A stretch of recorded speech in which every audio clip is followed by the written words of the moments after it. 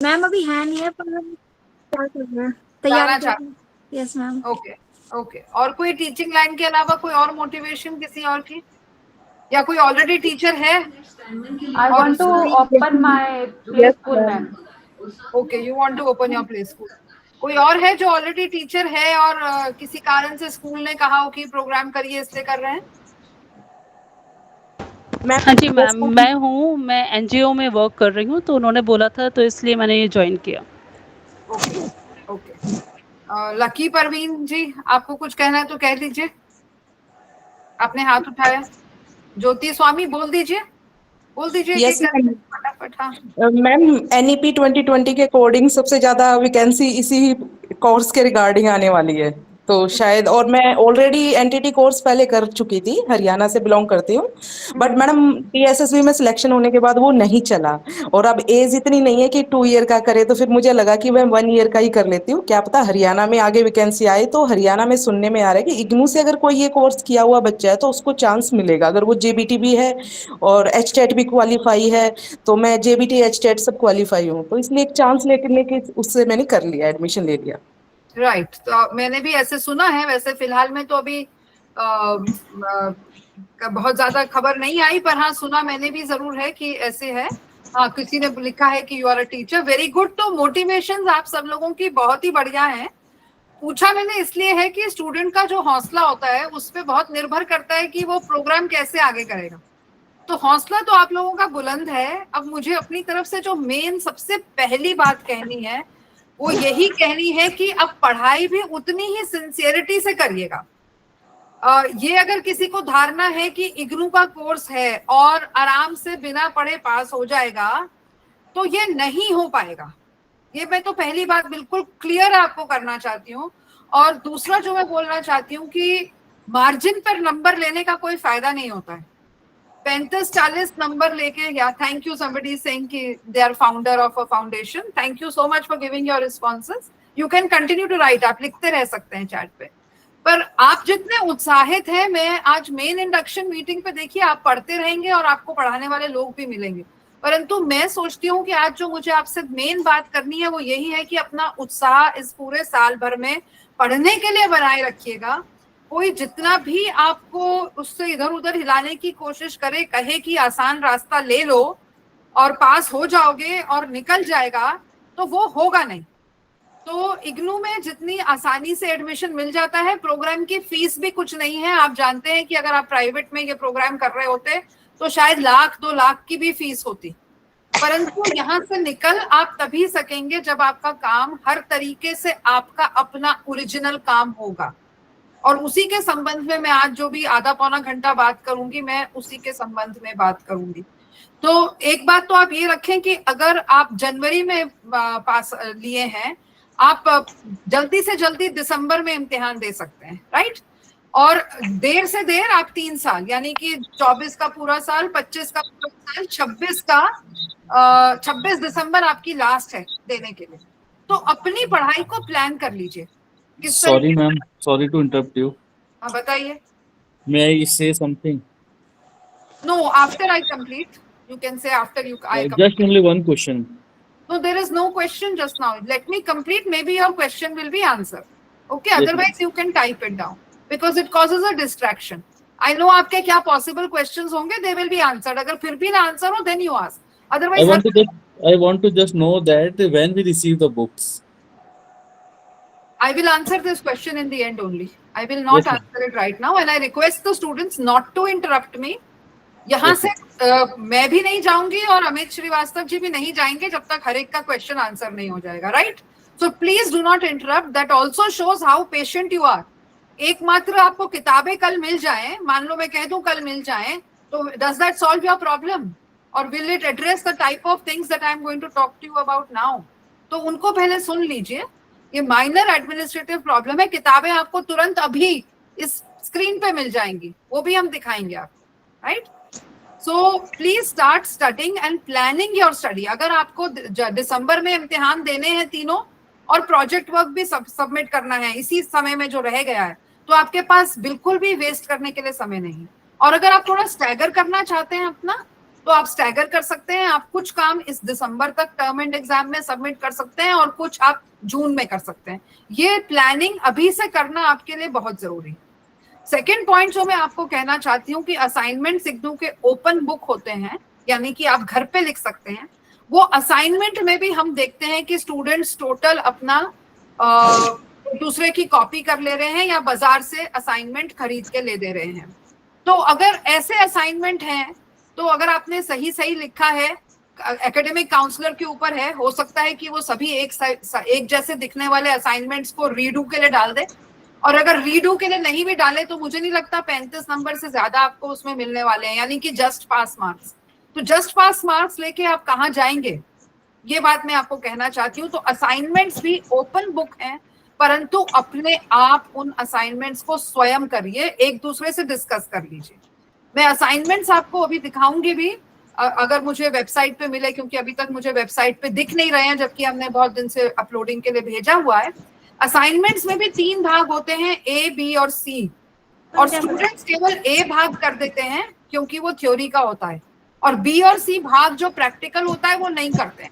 Theory का assignment का भाग 60 नंबर का होता है, आपने सिर्फ थ्योरी कर दिया तो भी अगर 35 नंबर मिल गए आप ओवरऑल पास हो जाते हैं।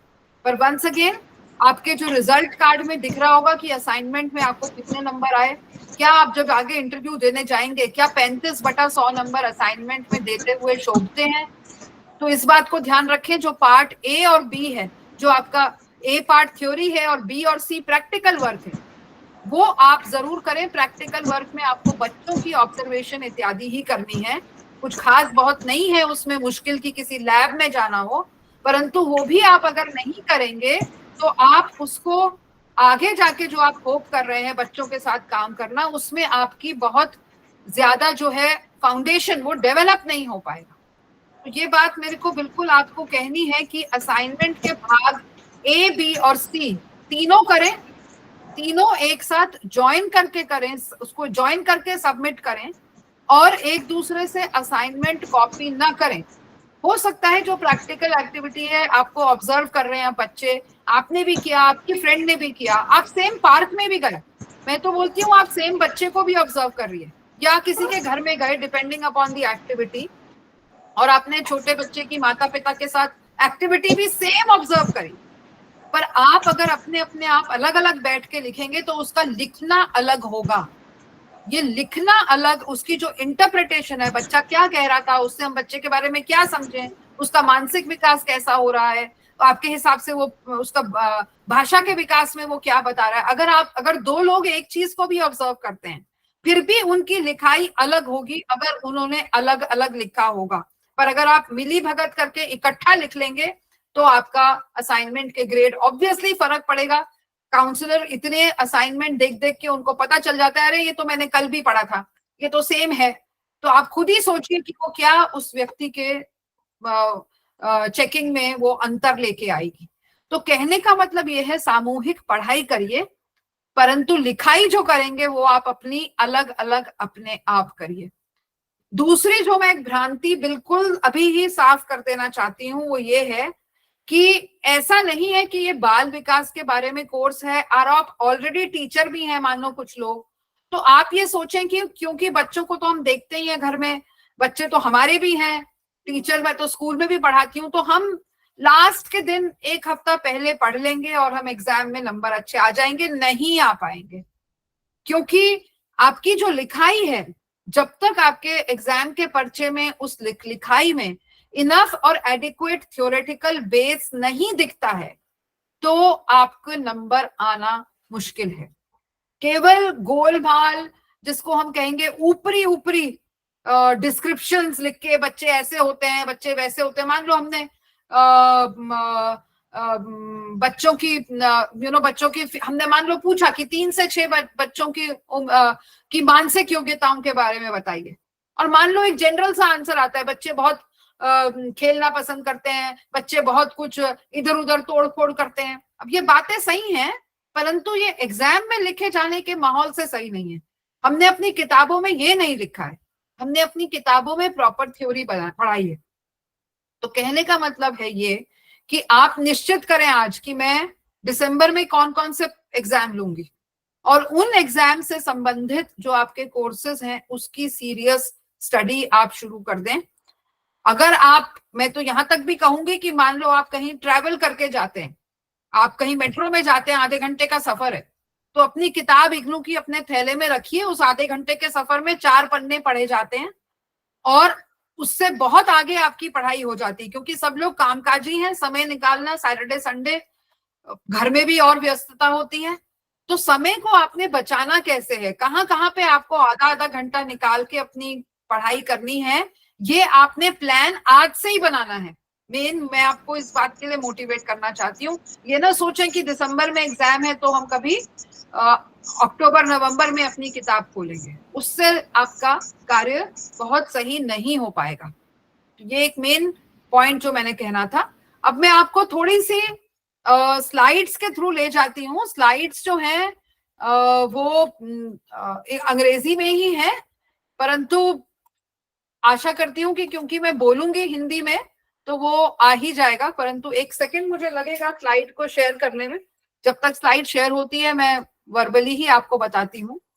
सुरेश को भेजना, तो स्लाइड्स दिख नहीं रही मुझे यहाँ। ये जो डिप्लोमा प्रोग्राम है इसमें 4 कोर्सेज हैं, DEC 1, DEC 2, DEC 3, DEC 4। आप में से कुछ लोगों ने प्रिंटेड कॉपी मांगी होगी, हार्ड कॉपी, और कुछ लोगों ने फीस के डिस्काउंट के कारण हो सकता है ई कॉपी मांगी हो। ई कॉपी यानी जो सॉफ्ट कॉपी है। तो ई कॉपी जो है वो ई ज्ञान कोश पे उपलब्ध है। मेरे ख्याल में अभी सर ने उसका वो भी दिया था, लिंक दिया है शायद, नहीं दिया है तो सर से कहूंगी अमित जी अगर आप ई ज्ञान कोश के स्टडी मटेरियल का लिंक भी यहाँ पे पेस्ट कर दें। हाँ सुरेश, मुझे वो दिख मैम दे दिया लिंक। हाँ थैंक यू। तो वो कहाँ पे डाउनलोड ना, उसको दिखाओ मुझे, खोल के शेयर करो।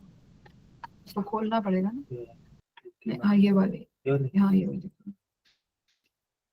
इसको शुरू से खुल के उसको यहाँ पे आएगा ना, विंडो पे। ये आ क्यों नहीं रहा, मुझे दिख नहीं रही है। ये वाला है। अच्छा ओके। किस नाम से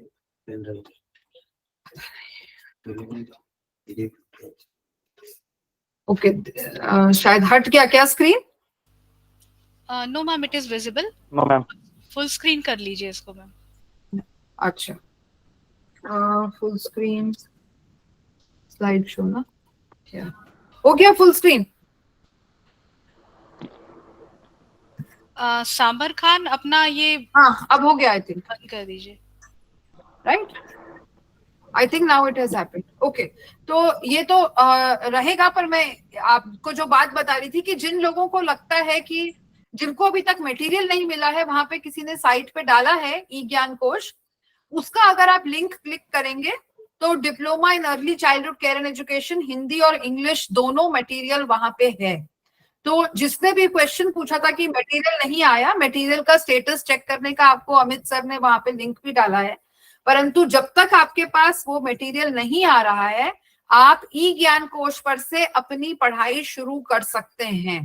right, so that is one thing which I want to tell you. Second is कि हो सकता है कुछ लोगों ने प्रिंट मटेरियल की ऑप्शन ले ली हो सॉफ्ट कॉपी में, पर अब उन्हें लगता हो कि हम कैसे, ये सॉफ्ट कॉपी से तो हम पढ़ नहीं पाएंगे, हम क्या करें। तो आपके पास 2 ऑप्शन है, या तो आप अपना आई थिंक चेंज कर सकते हैं, सॉफ्ट कॉपी से दोबारा प्रिंट में जा सकते हैं, ये अमित जी आपको इसके बारे में बताएंगे।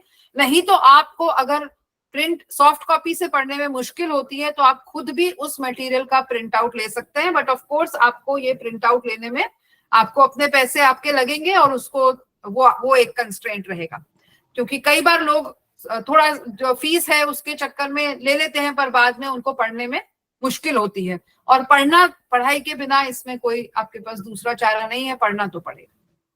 तो स्लाइड अब आपको जैसे आगे दिख रही है, इसको थोड़ा समझते हैं कि ये प्रोग्राम में हमने आपको क्या बताया है।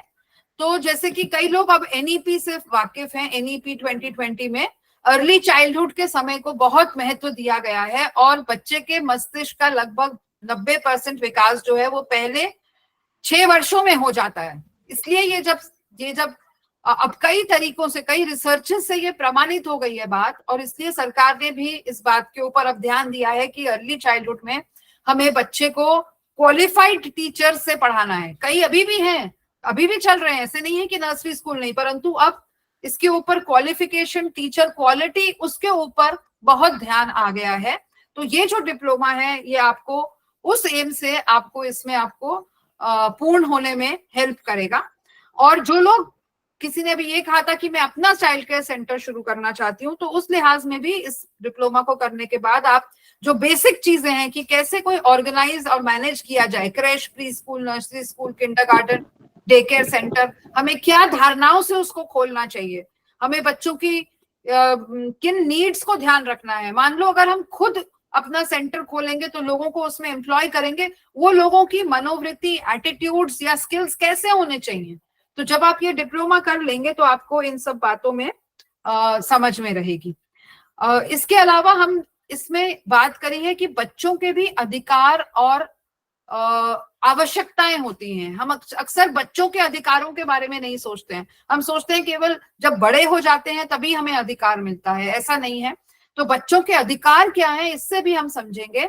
और अलग अलग, जब बच्चे अलग अलग कॉन्टेक्स्ट में रहते हैं, यानी ग्रामीण क्षेत्र में या शहर में भी, किस प्रकार के परिवार की संरचना है, जॉइंट फैमिली है, न्यूक्लियर फैमिली है, परिवार का आर्थिक स्तर क्या है, सामाजिक आर्थिक स्तर क्या है, परिवार में दोनों माता पिता वर्किंग है, नॉन वर्किंग है, ये बच्चे का संदर्भ बनाता है। संदर्भ यानी कॉन्टेक्स्ट।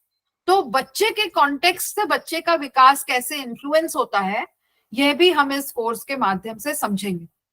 फिर बच्चे का विकास कैसे होता है, विकास जो लोग तो ऑलरेडी कुछ पढ़े हुए हैं वो समझते होंगे कि विकास के, हम एनईपी ने भी कहा है कि 4 से 5 क्षेत्र हैं।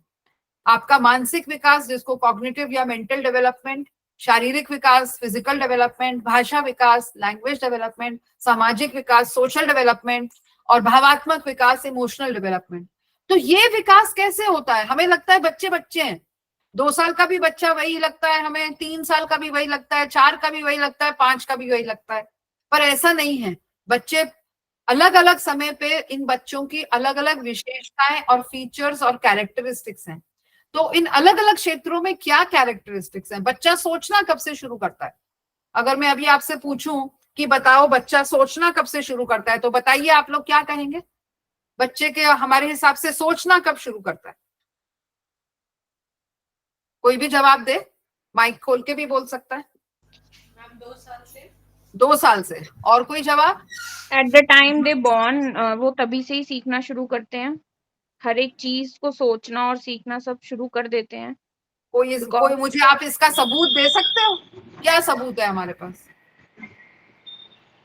दे are crying for their needs, कि भाई उनको भूख लगती है तो वो अपनी मदर को बोलते हैं कि भाई उन्हें भूख लगी है, तो दे वांट ना कि भाई वो रोते हैं उस अपना और उस अपने उसको शेयर करते हैं। हाँ, तो कोई ये कह सकता है कि रोना तो स्वाभाविक है, वो तो पेट में भूख लगी और ऑटोमेटिक रिस्पॉन्स है कि वो तो रो पड़ेगा, सोचने की उसमें कुछ है। ऐसा भी हो सकता है ना कि जब बच्चे की मम्मी सामने नहीं होती तो वो उसे ढूंढता है, इधर उधर देखता है और फिर रोने लगता है, और जैसे उसकी मम्मी पास में आ जाती है वैसे वो चुप हो जाता है। इसका मतलब वो सोच रहा था कि मेरी मम्मी यहाँ पे नहीं है, कहाँ है वो। और कितनी उम्र का होगा ये बच्चा जो ऐसे करता है? 6 months मैम ये तो 6 months। अच्छा, और कोई? नो मैम, मैंने तो देखा है कि 1 महीने के अंदर अंदर बच्चे ऐसे करने लगते हैं, सोचने लगते हैं। Very good. तो कहने का मेरा मतलब ये है, आप देख लीजिए अपने आपस के ही इंटरेक्शन में आप लोगों की, हमारी कितनी धारणाएं हमें नजर आई बच्चों के बारे में, है ना। हम में से कोई सोचता है कि 2 साल का सोचते हैं, कोई सोचता है कि अच्छा 6 महीने, पर जैसे कि इन्होंने बोला ये कि विद इन अ मंथ हम बच्चे की थिंकिंग रिफ्लेक्ट दिख रहे हैं।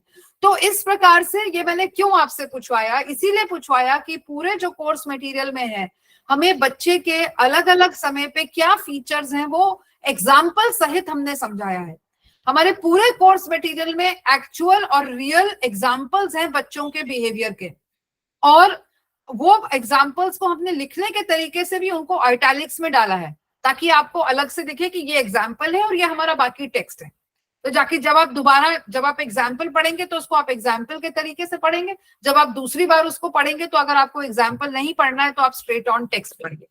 तो ये जो पूरी एक इंटरेस्टिंग तरीके से इन्होंने इतना अच्छा भी एग्जाम्पल बताया है, इसी से मिलते जुलते एग्जाम्पल्स, ऐसे ही कई एग्जाम्पल्स हैं जिससे आप ये समझेंगे कि कैसे भाषा का विकास, कैसे भावनाओं का विकास, कैसे सामाजिक विकास बच्चे का जन्म से 6 वर्ष तक हो रहा है। और उसमें माता पिता और देखभाल करता से हमारा क्या मतलब है, जो भी क्रेश का इंचार्ज है या जो भी प्री स्कूल टीचर है उसको हमने एजुकेटर भी कहा है, शिक्षिका भी कहा है, देखभाल करता भी कहा है टेक्स्ट में।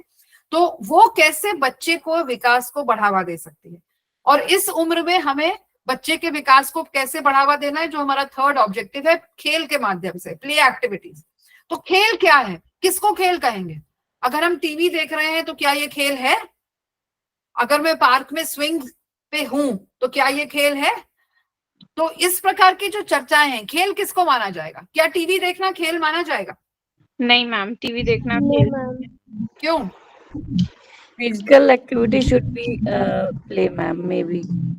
अच्छा, फिजिकल एक्टिविटी। तो अगर मैं केवल बैठ के पजल सॉल्व कर रही हूँ, जो बच्चों के पजल, ब्रेन डेवलपमेंट होगा, So ये this is brain for development भी brain काउंट होगा, that is not a Okay, physical great. Activity. Yeah, So ma'am. This is my idea to tell you all of this was कि course material जो है, जिस तरीके से मैं अभी आपके साथ बोल रही हूँ, कोर्स मटेरियल भी ऐसे ही आपके साथ बातचीत करेगा। कोर्स मटेरियल को इंटरेस्ट से पढ़िए। मेरा ये दावा है कि आप कोर्स मटेरियल पढ़ेंगे तो आपको जैसे जैसे पढ़ेंगे आपको हर लाइन समझती आ जाएगी। किताबों का मोटापा देख के डरिएगा नहीं।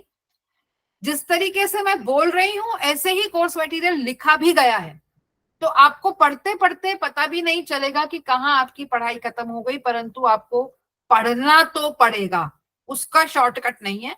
ये मत सोचिएगा कि मैं अपनी फ्रेंड को कह दूंगी तूने चैप्टर 6 पढ़ लिया, मुझे बता दे चैप्टर 6 में क्या है, तो आप आंसर भी फिर उतना ही लिख पाएंगे एग्जाम में, राइट? सो प्ले की परिभाषा, प्ले कैसे हमें खेल बच्चों के लिए गतिविधियां आयोजित करनी है, ये सारा जो मटेरियल है, ये सारा जो है, ये सब कोर्स 1 के तहत इसमें डिस्कशन है।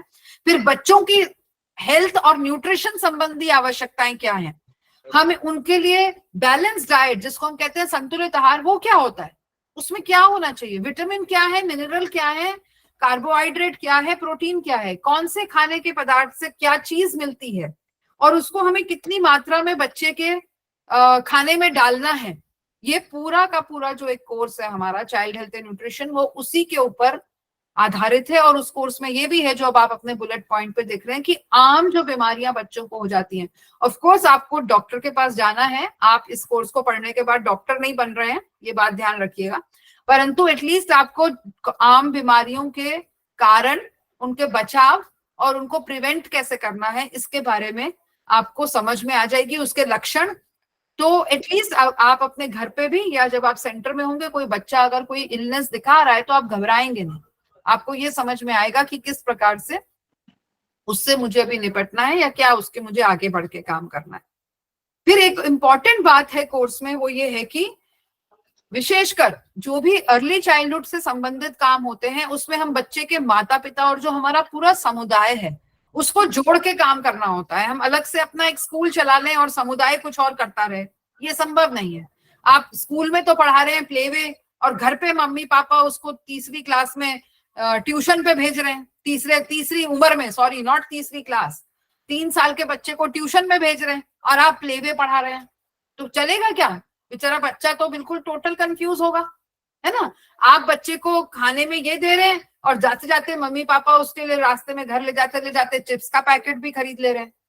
तो अपने माता पिता की मानसिकता का बदलाव, समुदाय का बदलाव, ये भी समुदाय की मानसिकता का बदलाव, ये भी एक बहुत इंपॉर्टेंट काम होता है जो हमें अर्ली चाइल्डहुड के वर्कर को एक करना होता है। इसलिए किस प्रकार कम्युनिटी को या माता पिता को हम सिंपल हेल्थ, न्यूट्रिशन और प्री स्कूल एजुकेशन के बारे में किस प्रकार से उनकी धारणाएं बदल सकते हैं, उनको क्या मैसेज दे सकते हैं, इसके बारे में भी कोर्स में चर्चा है। फिर विकलांगता, कई बच्चे जो हैं वो शारीरिक या मानसिक या भावात्मक विकलांगता, अभी यहाँ पे एक लेडी जी का मैसेज था कि वो ऑटिस्टिक बच्चे की मदर हैं, तो जो बच्चे विकलांग हैं उनका भी शिक्षा पे पूरा उतना ही हक है। हम कई बार कहते हैं कि वो तो विकलांग है, उसमें तो ये एबिलिटी नहीं है, हम उसे कैसे पढ़ाएं, परंतु इसको आपको अपने नजरिया देखने का बदलना पड़ेगा। हम आज के दिन में जब हम सभी के समान अधिकारों की बात करते हैं, हम ये नहीं कह सकते कि बच्चा पढ़ नहीं सकता। हमें ये मानना होगा कि हम बच्चे को उस तरीके से पढ़ाएं, ये हमारी रिस्पॉन्सिबिलिटी है। अगर मैं ये कहूं कि मैं एक ऑटिज्म से ग्रस्त या किसी को भाषा संबंधी डिफिकल्टी है या किसी को मानसिक रूप से समझने में डिफिकल्टी है तो वो बच्चा पढ़ नहीं सकता, ये धारणा गलत है। हमें ये सोचना है कि मैं उसे कैसे पढ़ा सकती हूँ। तो जो पूरी एनईपी है ये इंक्लूजन, यानी सभी को एक साथ समाज में इंक्लूड करना, उसके ऊपर भी बहुत एम्फसाइज करती है। तो हमने इस कोर्स में यह भी चर्चा करी है कि यदि आपके केंद्र में, आपकी कक्षा में 1 या 2 भी ऐसे बच्चे हैं जिनकी विशेष आवश्यकताएं हैं, चिल्ड्रन विद स्पेशल नीड्स, जो किसी डिसेबिलिटी के कारण जिनके अपनी क्षमता को बाकी बच्चों के मुकाबले में उस समय पर वो नहीं वो काम कर पाते जो बाकी सब बच्चे किसी एक विशेष समय पे कर पाते हैं, तो हम उनको निम्न स्तर का बच्चा न समझें, उनके प्रति भी हमारा दृष्टिकोण समानता का होना चाहिए और हमारे को ये देखना होगा कि मैं अपना प्री स्कूल कैसे उस बच्चे के योग्य बना सकती हूँ। तो ये मानसिकता का परिवर्तन जो हमारा है, ये इस कोर्स के तहत आपको समझ में आएगी और करना होगा। आपका एक, जिसको हम कहते हैं एम्पैथी या समानुभूति, कि अगर मैं उसकी जगह होती, ये वाला जो एहसास है ये आप में बढ़ेगा, ऐसी उम्मीद हमें है इस कोर्स को करने की। और तभी ही आप अच्छे ईसीसी वर्कर के रूप में चल पाएंगे। आप सभी लोग शिक्षिका या शिक्षक के लिए एस्पायर कर रहे हैं, इसलिए मैं आपको और भी जरूरी बात बता रही हूँ कि एक बच्चे के लाइफ में एक अर्ली चाइल्डहुड एजुकेशन वर्कर जो होता है वो, या टीचर होता है, वो महत्वपूर्ण भूमिका रखता है। स्कूल के प्रति उसका कैसा नजरिया बच्चे का बनेगा यह आप पे निर्भर करता है। हो सकता है बच्चा बाद में आपका नाम भी याद ना रखे, ना आपको पहचाने, परंतु आपका जो कंट्रीब्यूशन उसकी लाइफ में रहेगा वो बहुत डीप और गहरा है। पर ये तभी संभव है जब आप अपने, जो आपका पूरा ये एक एटीट्यूड आपका सिंसियर होना चाहिए। केवल कोर्स करके पास होना है यही आपकी धारणा नहीं होनी चाहिए। आपकी धारणा होनी चाहिए कि मैं कैसे कोर्स में जो निहित एटीट्यूड्स और ये सब बातें हैं उनको मैं कैसे ग्रहण करूं, ताकि जब भी मैं शिक्षक शिक्षिका बनूं तो मैं उनको लागू कर पाऊं। और तो इसीलिए जो जनरल पॉइंट हमने लिखा है, to gain knowledge and develop skills and attitudes required for working with children, मनोवृत्ति का विकास, बच्चों के प्रति दृष्टिकोण का विकास, ये बहुत अहम चीज है। जब आप कहीं इंटरव्यू भी देने जाएंगे तो आपका ये बात उसमें से जरूर निकल के आएगी, तो इस बात को आप आजीवन याद रखिए। और setup and manage child care centre such as creches, pre school, nursery school, ये बात को मैं पहले कह ही दी थी। जैसे कि मैंने पहले बोला, आपके 4 कोर्स हैं, DEC 1, 2 एंड 3 जो एंड 4। जो DEC 4 है ये प्रोजेक्ट वर्क है, इसमें मैं थोड़ी देर मैम ये स्लाइड्स कुछ रुक गई हैं आपकी। अभी आपको DEC 1 नहीं दिख रहा प्रोग्राम स्ट्रक्चर? हाँ मैम इस समय रुक गई है, कुछ 1 पे नहीं पहुंची है। नहीं, अब नो मैम, दोबारा से एक बार शेयर कर लेंगे मैम आप। चाहे हो सकता है यहाँ नेटवर्क खत्म हो गया फॉर ऑल यू नो।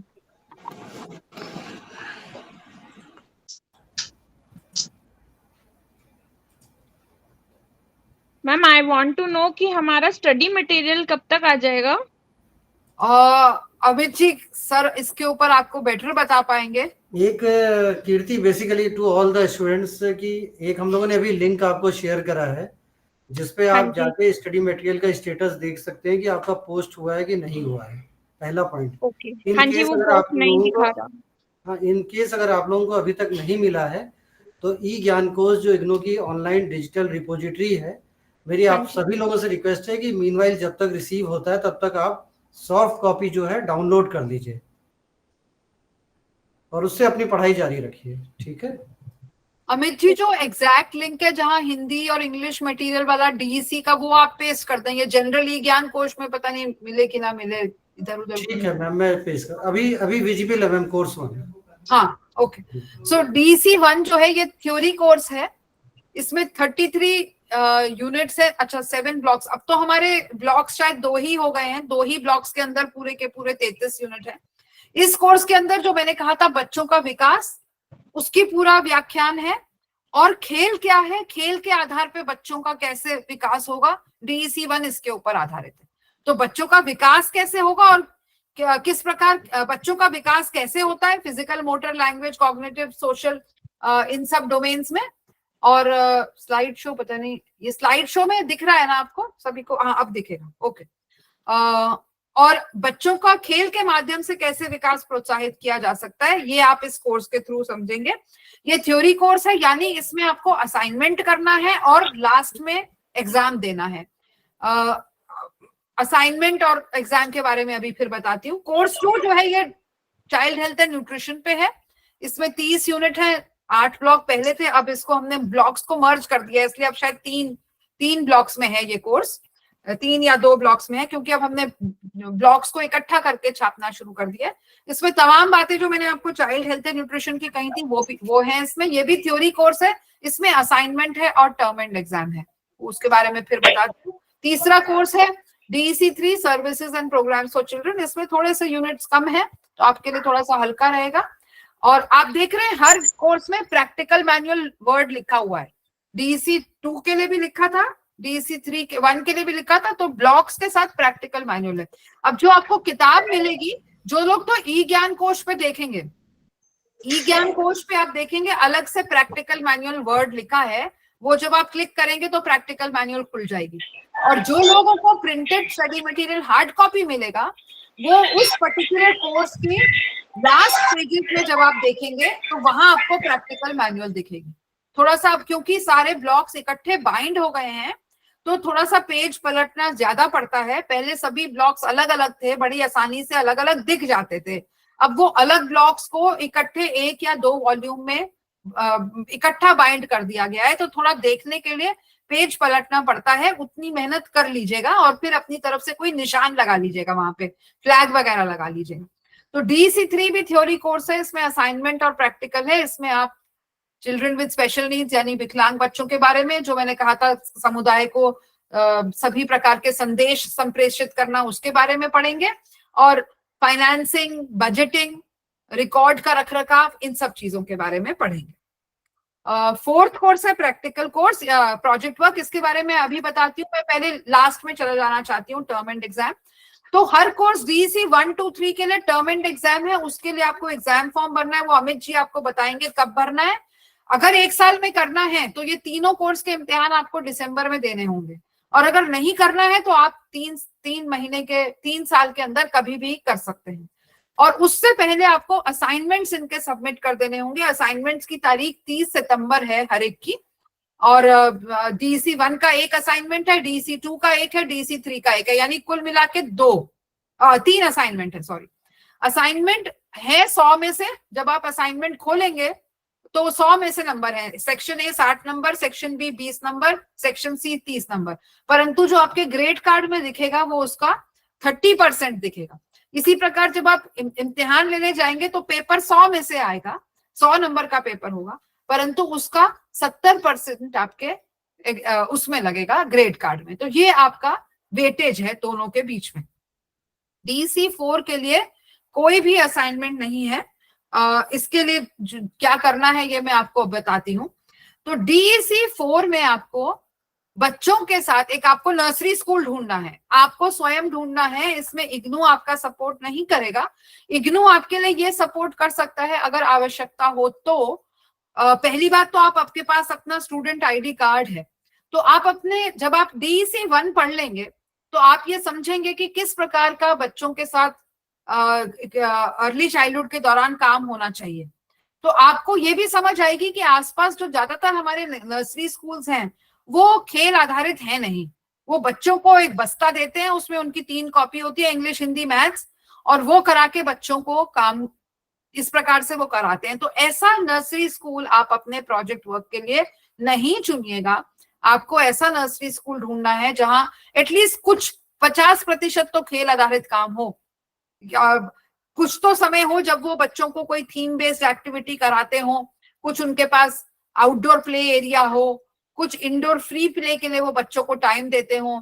तो आपको ऐसे नर्सरी स्कूलों को आसपास जाना है, अपना आई कार्ड लीजिए और उनसे रिक्वेस्ट करिए कि मेरे को यहाँ पे काम करना है एज अ रिजल्ट, क्योंकि मुझे इग्नू का मैं कोर्स कर रही हूँ।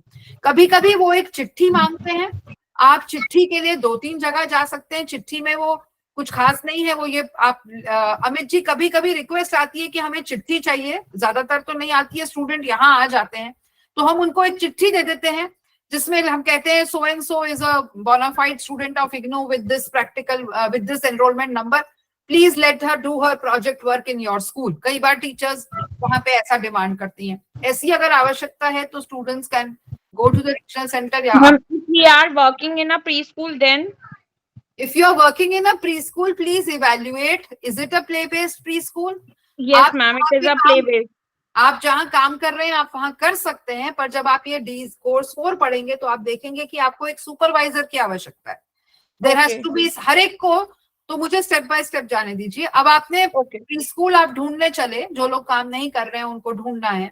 हो सकता है पहली बार आप कहीं जाएं वो कहें नहीं, नो, 2-3 जगह से आपको नो सुनना मिल सकता है, पर आज तक ऐसा नहीं हुआ कि मैंने किसी को सुना हो कि उनको प्री स्कूल नहीं मिला काम करने के लिए। 2-3 बार भी ढूंढने के बाद मिल जाता है वहां पे प्री स्कूल। अक्सर लोग खुशी होते हैं कि एक एक्स्ट्रा व्यक्ति आ गया है उनके पास उनके काम को सपोर्ट करने के लिए। तो आप जब प्री स्कूल ये ढूंढने जाएंगे उससे पहले जो आपकी DEC 4 का केवल एक किताब है, प्रोजेक्ट मैन्युअल, आप लोगों को चाहे हार्ड कॉपी भी आए, आप लोग सभी अपने आज ई ज्ञान कोश पे थोड़ा बहुत मटेरियल को देख लीजिए। DEC 4 की केवल एक किताब है जिसको प्रोजेक्ट वर्क कहते हैं। वो प्रोजेक्ट मैन्युअल आप प्लीज पहले पूरी पढ़िए। मेरे पास यहाँ स्टूडेंट आते हैं, अपनी पूरी किताब फाइल बना के ले आते हैं और फिर कहते हैं मैडम हमें सुपरवाइजर चाहिए।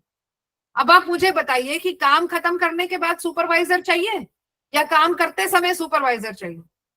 तो अगर ऐसे स्टूडेंट आते हैं जो मुझे पूरी फाइल बना के ले आते हैं और फिर बोलते हैं कि मैडम हमने काम तो सारा कर लिया पर अब आप हमें सुपरवाइजर दे दीजिए, तो आप ही लोग बताइए मैं क्या समझूं? ऐसे स्टूडेंट जब आते हैं मुझे क्या समझना चाहिए बताइए?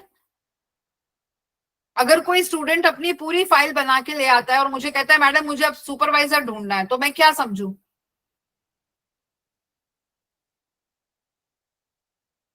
सब स्टूडेंट चले गए क्या? मैम क्यों ढूंढेंगे सुपरवाइजर? मतलब नो मैम। तो क्यों ढूंढेंगे सुपरवाइजर? मतलब जब आपको अच्छा आप समझ नहीं पाए हैं कि सुपरवाइजर क्यों ढूंढ रहा है? मैम कॉन्सेप्ट नहीं पता अभी सुपरवाइजर का हमें। अच्छा ओके, तो मैं बताती हूँ, सॉरी मेरी गलती। जब आप नर्सरी स्कूल ढूंढ लेंगे उसके बाद आपको वहां पे प्रिंसिपल को जब आपने जो प्रोजेक्ट मैनुअल जो आपने पढ़ी है आप उसका अनेक्शर नंबर 5 पढ़ेंगे। अनेक्शर नंबर 5 में हमने 4-5 चेकलिस्ट दी हुई है। वो चेकलिस्ट आपको ये समझने में हेल्प करती है कि ये स्कूल प्लेवे है या नहीं। तो आप घर से ही चेकलिस्ट पढ़ के जाइएगा और उस स्कूल में टीचर से, अगर वो टीचर मान जाते हैं कि हाँ आप हमारे यहाँ काम कर सकते हो, तो आप बोलो कि मैम मैं कौन से स्कूल, कौन सा सेक्शन आप मुझे अलॉट करेंगे जहां पे मैं बच्चों के साथ काम करूंगी, तो वो आपको सेक्शन बताएंगी। वहां की जो टीचर है वो आपकी सुपरवाइजर है, राइट? क्योंकि अब आपको बच्चों के साथ इस प्रोजेक्ट वर्क के अंतर्गत 30 दिन उस नर्सरी स्कूल में काम करना है। और काम करना है यानी बच्चों के लिए एक्टिविटी प्लान करनी है और उसको कंडक्ट करना है। तो आप जो एक्टिविटी प्लान करेंगे कोई चेक करने वाला होना चाहिए। आप जो एक्टिविटी कंडक्ट करेंगे उसको ऑब्जर्व करके कोई मार्क्स देने वाला होना चाहिए। आप एक्टिविटी जो कंडक्ट करेंगे उसकी आप एक रिपोर्ट लिखेंगे, कोई उसको चेक करने वाला होना चाहिए।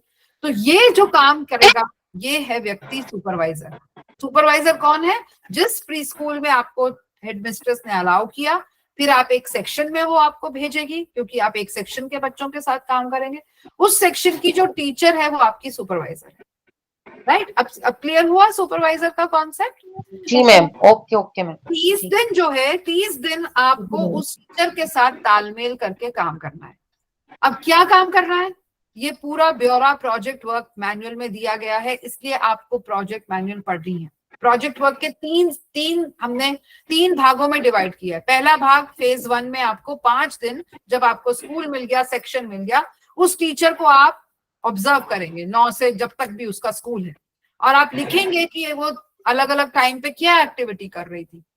उसने लिखने के बाद आप घर जाके उसको फेयर अपनी ऑब्जर्वेशन करेंगे और उसको आप विश्लेषण करेंगे, एनालाइज करेंगे कि टीचर ने क्या प्ले बेस्ड का तरीके से काम किया या क्या किसी चीज की कमी थी, कोई चीज बहुत अच्छी थी।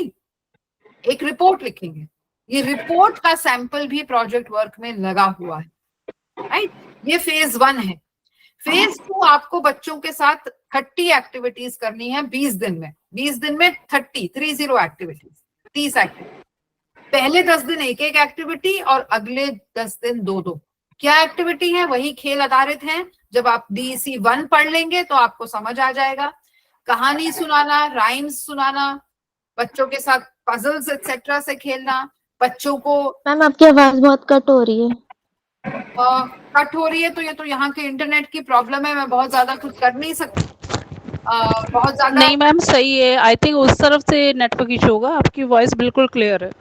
अच्छा ठीक है, तो फिर आप अपना जिनको कट हो रही है आप अपना वीडियो बंद करिए, शायद आपकी बैंडविड्थ बढ़ जाए तो आप आवाज सुन सकें। फेज 2 में मैं बता रही थी 20 दिन में 30 प्ले एक्टिविटीज करनी है। जब आप DEC 1 पढ़ लेंगे प्ले एक्टिविटीज क्या होती हैं आप समझ जाएंगे। और प्रोजेक्ट वर्क मैनुअल में हमने टाइम टेबल दिया है किस दिन कौन सी एक्टिविटी करनी है, तो आपको वो एक्टिविटी टीचर के साथ पहले डिसाइड करनी है। उसको आप एक एक्टिविटी प्लान लिख के बताएंगे, कैसे मैं क्या करूंगी।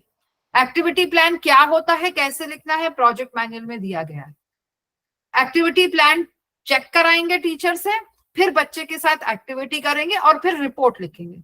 रिपोर्ट का भी उदाहरण दिया हुआ है प्रोजेक्ट मैनुअल में। अब कुछ लोग वही कॉपी करके हमें दे देते हैं, तो वो कॉपी मत करिएगा। जितने भी इवैल्यूएटर्स हैं सबको पता है कि प्रोजेक्ट मैनुअल में क्या रिपोर्ट दी हुई है, आप वही कॉपी करके दे देंगे तो आपका नंबर नहीं मिल पाएंगे। इसलिए सिंसियर काम पे मैं बार बार फोर्स इसीलिए कर रही हूं, किसी भी जगह पे शॉर्टकट मत करिए।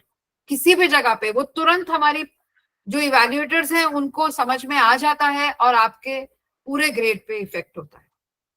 तीसरे, जब आप ये सारे काम कर रहे हैं तो हर जगह आपको जो सुपरवाइजर है नंबर दे रही है। एक्टिविटी प्लान के 10 नंबर हैं, क्रिया करने के 10 नंबर हैं, रिपोर्ट लिखने के 10 नंबर है, यानी हर एक्टिविटी पे 30 नंबर है।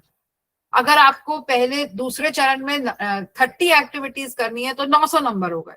ये पूरा ब्यौरा आपके प्रोजेक्ट मैनुअल में लिखा है। आप लोग 2-3 के ग्रुप में इकट्ठे प्रोजेक्ट मैनुअल पढ़ सकते हैं, जो दोस्त हैं आपस में। स्टडी सेंटर पे अमित जी जब काउंसलिंग सेशन कराएं किसी भी चीज का, मेरा स्ट्रॉन्ग आपको सजेशन है प्लीज अटेंड करिए काउंसलिंग सेशंस, क्योंकि दोबारा आपके लिए काउंसलिंग सेशन रिपीट नहीं होंगे। आप 3 साल लगा सकते हैं प्रोग्राम करने के लिए, पर काउंसलिंग सेशंस आपके सारे अभी ही खत्म हो जाएंगे। जिस भी ऑर्डर में अमित सर इसको आपको बताएंगे शेड्यूल, वो रिपीट नहीं होगा। ये आपको सर बताएंगे कि काउंसलिंग रिकॉर्ड होके क्या अपलोड की जाती है, ये सर आपको बता देंगे। परंतु लाइव काउंसलिंग और रिकॉर्डिंग काउंसलिंग सुनने में जमीन आसमान का फर्क है। आपके प्रश्न उत्तर समझने में आपको मुश्किल होगी अगर आप लाइव में नहीं जाएंगे तो।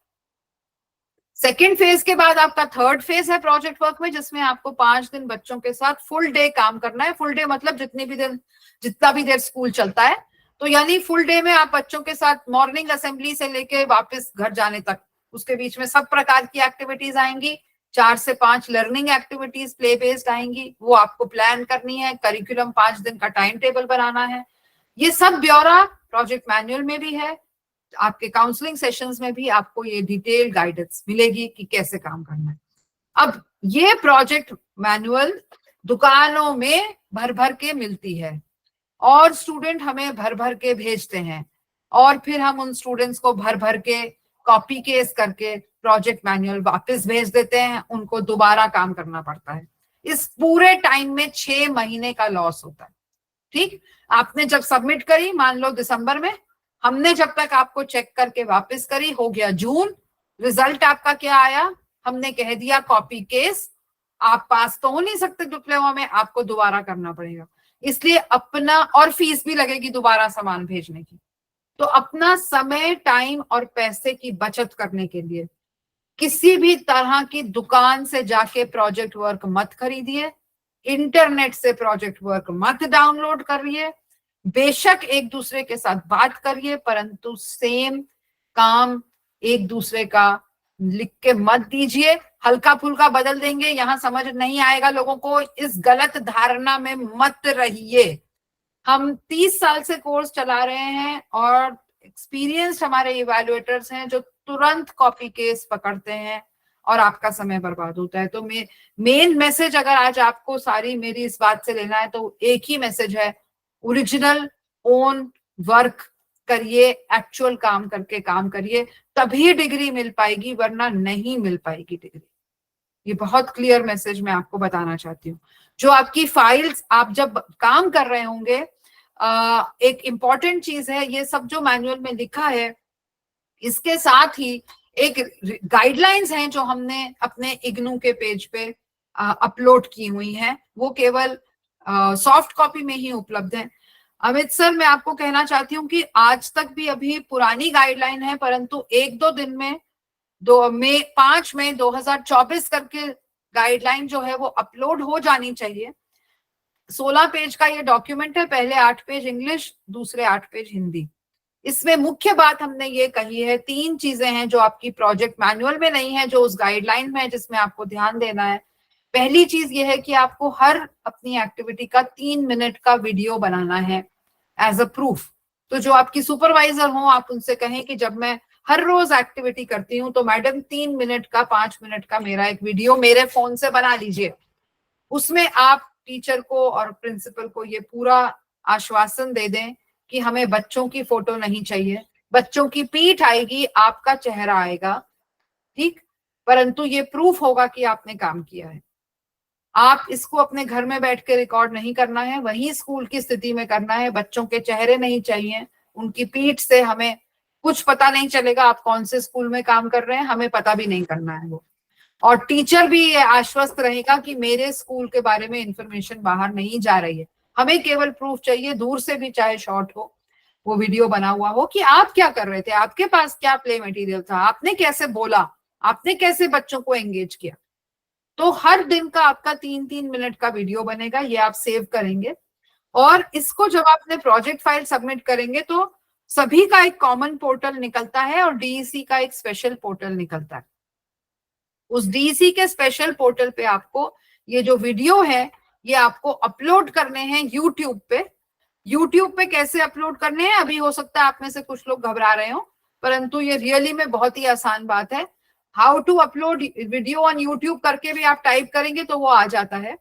और आप प्राइवेट मोड में जब अपलोड करना है, आपने ये ध्यान रखना है, तो केवल वही लोग देख सकते हैं जिसको आप लिंक भेजेंगे।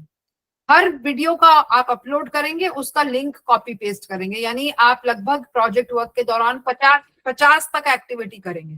30 एक्टिविटी आपकी फेज 2 की है और फेज 3 में आपको 5 दिन बच्चों के साथ लगातार काम करना है। यानी हर रोज अगर आपकी 4 एक्टिविटी भी होती हैं तो 5 4 20, 3 होती हैं तो 15, तो 30 + 15 45 और 30 + 20 50, तो 45 to 50 वीडियोस आपके बन रहे हैं जो आप धीरे धीरे अपने YouTube में अपलोड कर रहे हैं। और जब पोर्टल खुलेगा तो आपको एक्टिविटी 1 का जो एक्टिविटी प्लान है वो स्कैन करके अपलोड करना है, एक्टिविटी 1 का जो वीडियो लिंक है वो लगाना है, और एक्टिविटी 1 की जो आपने रिपोर्ट लिखी है वो स्कैन करके आप अपलोड करेंगे। फिर इसी तरीके से दूसरा पोर्टल, दूसरी एक्टिविटी के लिए आपका पेज जाएगा, तीसरी एक्टिविटी के लिए पेज जाएगा। ये पोर्टल आपका खुल जाता है अराउंड अक्टूबर। तो आप अपना अगर काम उससे पहले करके रखेंगे तो धीरे धीरे आप उसको रोज लगा भी सकते हैं। अक्टूबर नवंबर तक पोर्टल खुला रहता है आपको अपना काम सबमिट करने के लिए। अगर इस ई पोर्टल में कोई अगर बदलाव आता है, अगर ई पोर्टल की जगह हार्ड कॉपी का कोई प्रावधान आता है तो वो आपके रीजनल सेंटर को हम बता देंगे और रीजनल सेंटर फॉरवर्ड आपको वो बात कम्युनिकेट कर देगा। तो कुल मिला के बात यह है कि आपका जेन्युइन वर्क दिखना चाहिए आपके सारे राइटिंग से और आपके वीडियो से। प्रोजेक्ट वर्क में कई अनेक्शर्स हैं जो आपको ये गाइडलाइंस दिखेंगी। ये गाइडलाइंस के भी में एक एडिशनल अनेक्शर है जो प्रोजेक्ट मैनुअल में नहीं है, वो है 7A यानी उसमें गाइड की क्वालिफिकेशन का अनेक्शर है। जिस गाइड से आपने काम किया, जिसके साथ स्कूल में, उसकी क्या क्वालिफिकेशन थी, ये भी बता के अपने फाइल में उसको फिल करा के लगाना है। हर गाइड की कोई ना कोई क्वालिफिकेशन रहेगी, तो ये बताना है। तो इस प्रोजेक्ट वर्क को करने के लिए आपको DEC 1 पढ़ना जरूरी है। अगर मोटा मोटा मैं आप लोगों को थोड़ी प्लानिंग बताऊं, how to plan your work, तो माय आइडिया वुड बी कि इस समय मई है और सब स्कूल्स बंद है, आप लोग मई जून का समय लगाइए, DEC 1 करिए, जिसके आधार पे DEC 4 है। अबे क्या उनके नहीं रहा, ग्रेजुएशन 4 साल की हो गई है। आपने कौन है जो बीच में बात कर रहा है, अपना म्यूट कर लें जरा। 4 साल की हो गई है, वो कौन बात कर रहे हैं, वो जरा म्यूट कर लें अपना वीडियो। लेडीज और एक जेंटलमैन है, प्लीज। तो कहाँ बात कर रही थी मैं, बीच में आप बात करते हैं। हाँ सुरेश, वो गाइडलाइंस अपलोड हो गई है क्या कंप्यूटर डिवीजन पे? मैं दिखा सकती हूँ स्टूडेंट्स को। मैम आप कोर्स 1 कह रहे थे कि आप मई जून के बाद आप कर सकते हैं। हाँ ओके ठीक है, अच्छा ओके। हाँ तो मैं आपको प्लानिंग ऐसे बता रही थी कि आप मई जून जुलाई में DEC 1 पढ़ लीजिए, अगस्त सितंबर में प्रोजेक्ट वर्क कर लीजिए, जो लोग 1 साल में करना चाहते हैं। अगस्त सितंबर आपको लग जाएगा, क्योंकि 30 वर्किंग डेज का मतलब होता है 2 मंथ्स। एक महीने में 20 वर्किंग डे ही मिल पाएंगे, तो आप 2 महीने लगा के चलिए, ठीक है, थोड़ा दिन इधर उधर भी हो जाते हैं।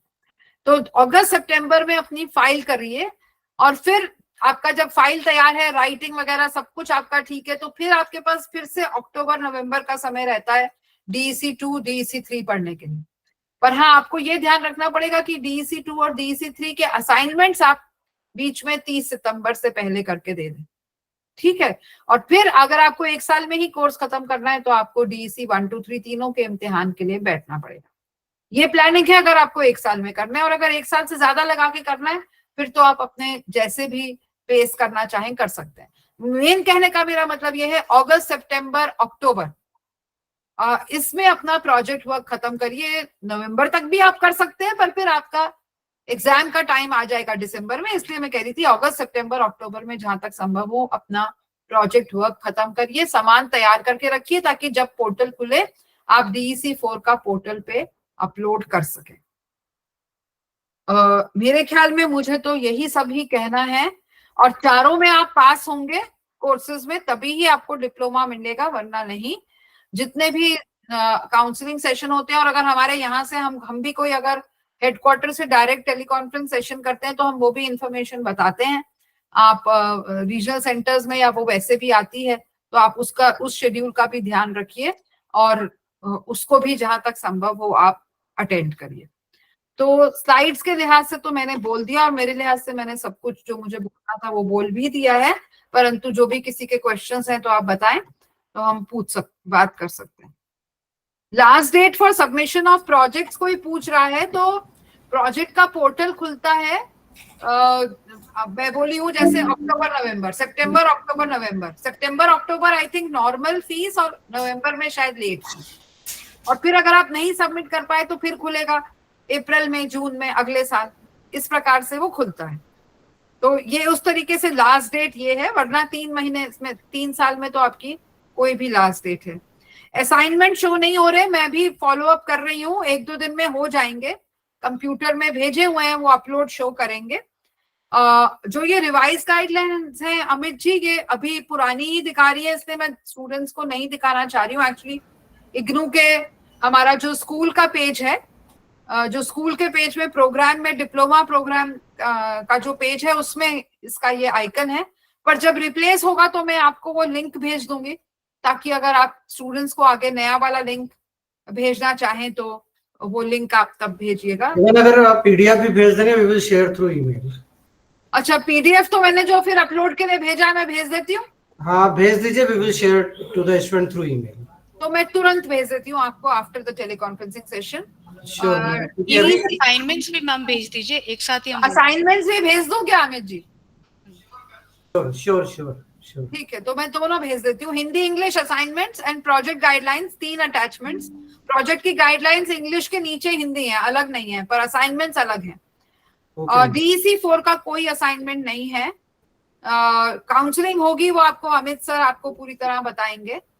बुक्स के बारे में सर आपको कह ही चुके हैं, आप वेट करिए और ई ज्ञान कोश से पढ़ाई शुरू कर दीजिए। कृति भारद्वाज और ज्योति स्वामी ने हाथ उठाए हैं, कुछ पूछना है तो बताइए। Yes ma'am. मैम मैं गेस्ट टीचर हूँ दिल्ली में, और मुझे नर्सरी क्लास ही मिली हुई है, और मैं 10 साल से हूँ, तो वहाँ पे तो पर डे की एक्टिविटी होती है, तो क्या मैं उन एक्टिविटियों को वैसे भी वीडियो बनाती हूँ तो उनको यूज कर सकती हूँ मैम? देखिए, हमारे को हमने जो प्रोजेक्ट वर्क में जो हमारा टाइम टेबल है वो आपकी पर डे एक्टिविटी से बहुत अलग नहीं होगा। फॉर एग्जाम्पल, हमने डे 1 में कहा है कोई फिजिकल एक्टिविटी करिए, तो आप भी करते ही हैं वहां कोई फिजिकल एक्टिविटी। Yes ma'am.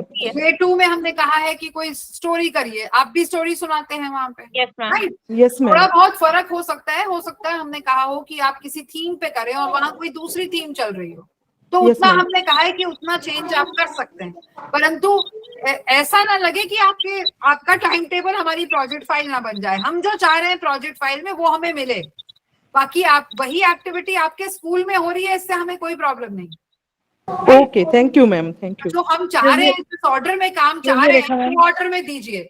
अपने नर्सरी स्कूल में आपके कैसे काम जिस ऑर्डर में चल रहा है वो ऑर्डर मत दे दीजिए, फिर हमारा यहाँ पे इवैल्यूएटर कंफ्यूज होंगे। राइट, कोई पूछ रहा था?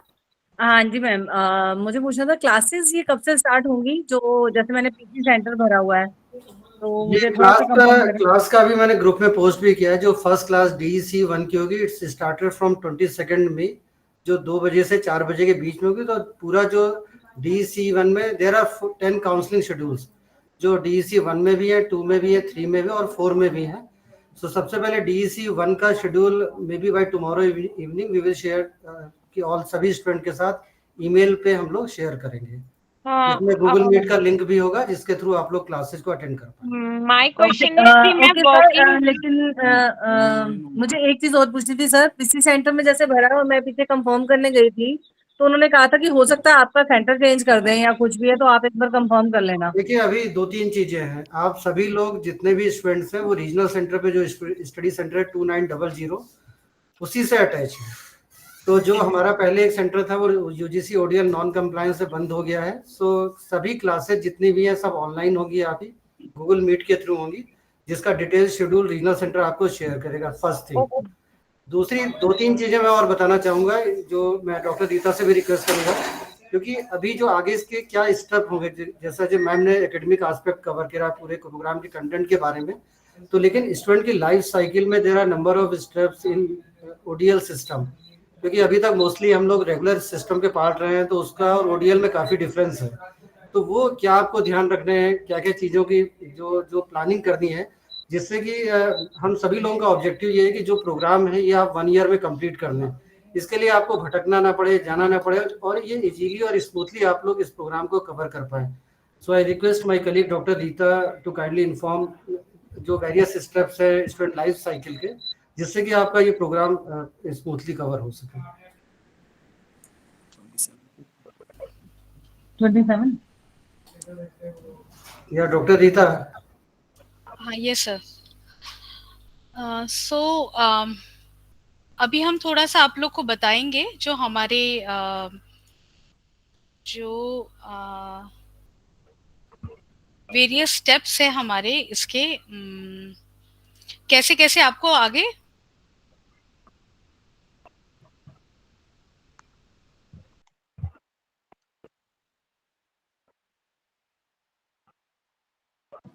सर आवाज नहीं आ रही, म्यूट हो गई मैम। आवाज नहीं आ रही योर है। Mic is muted. You are on mute ma'am. Okay okay. हाँ सो आप लोग का फर्स्ट स्टेप है, आप लोग को अभी अपना स्टूडेंट आई कार्ड डाउनलोड करना है। मैं अभी चैट बॉक्स में देख रही थी, स्टूडेंट्स कह रहे हैं कि अभी वर्क नहीं कर रहा है, तो अभी उसमें थोड़ा अपडेशन चल रहा है। कुछ टाइम के बाद by next week you can download your I card, और शायद पहले काफी सारे स्टूडेंट ने अपना आई कार्ड डाउनलोड कर लिया होगा। इसके अलावा बहुत सारे हमारे स्टेप्स हैं जो कि हम अपने स्टूडेंट्स को बताना चाहेंगे, क्योंकि ये जो हमारे यहाँ पे स्टूडेंट्स आते हैं उनको काफ़ी सारी प्रॉब्लम्स फेस करनी होती है, जैसे कभी उनका नेम करेक्शन है या उनका एड्रेस करेक्शन है, ये सब चीज़ें। तो उस बारे में थोड़ा सा मैं आप लोग को थोड़ा सा बताना चाहूँगी। तो I will share my slide.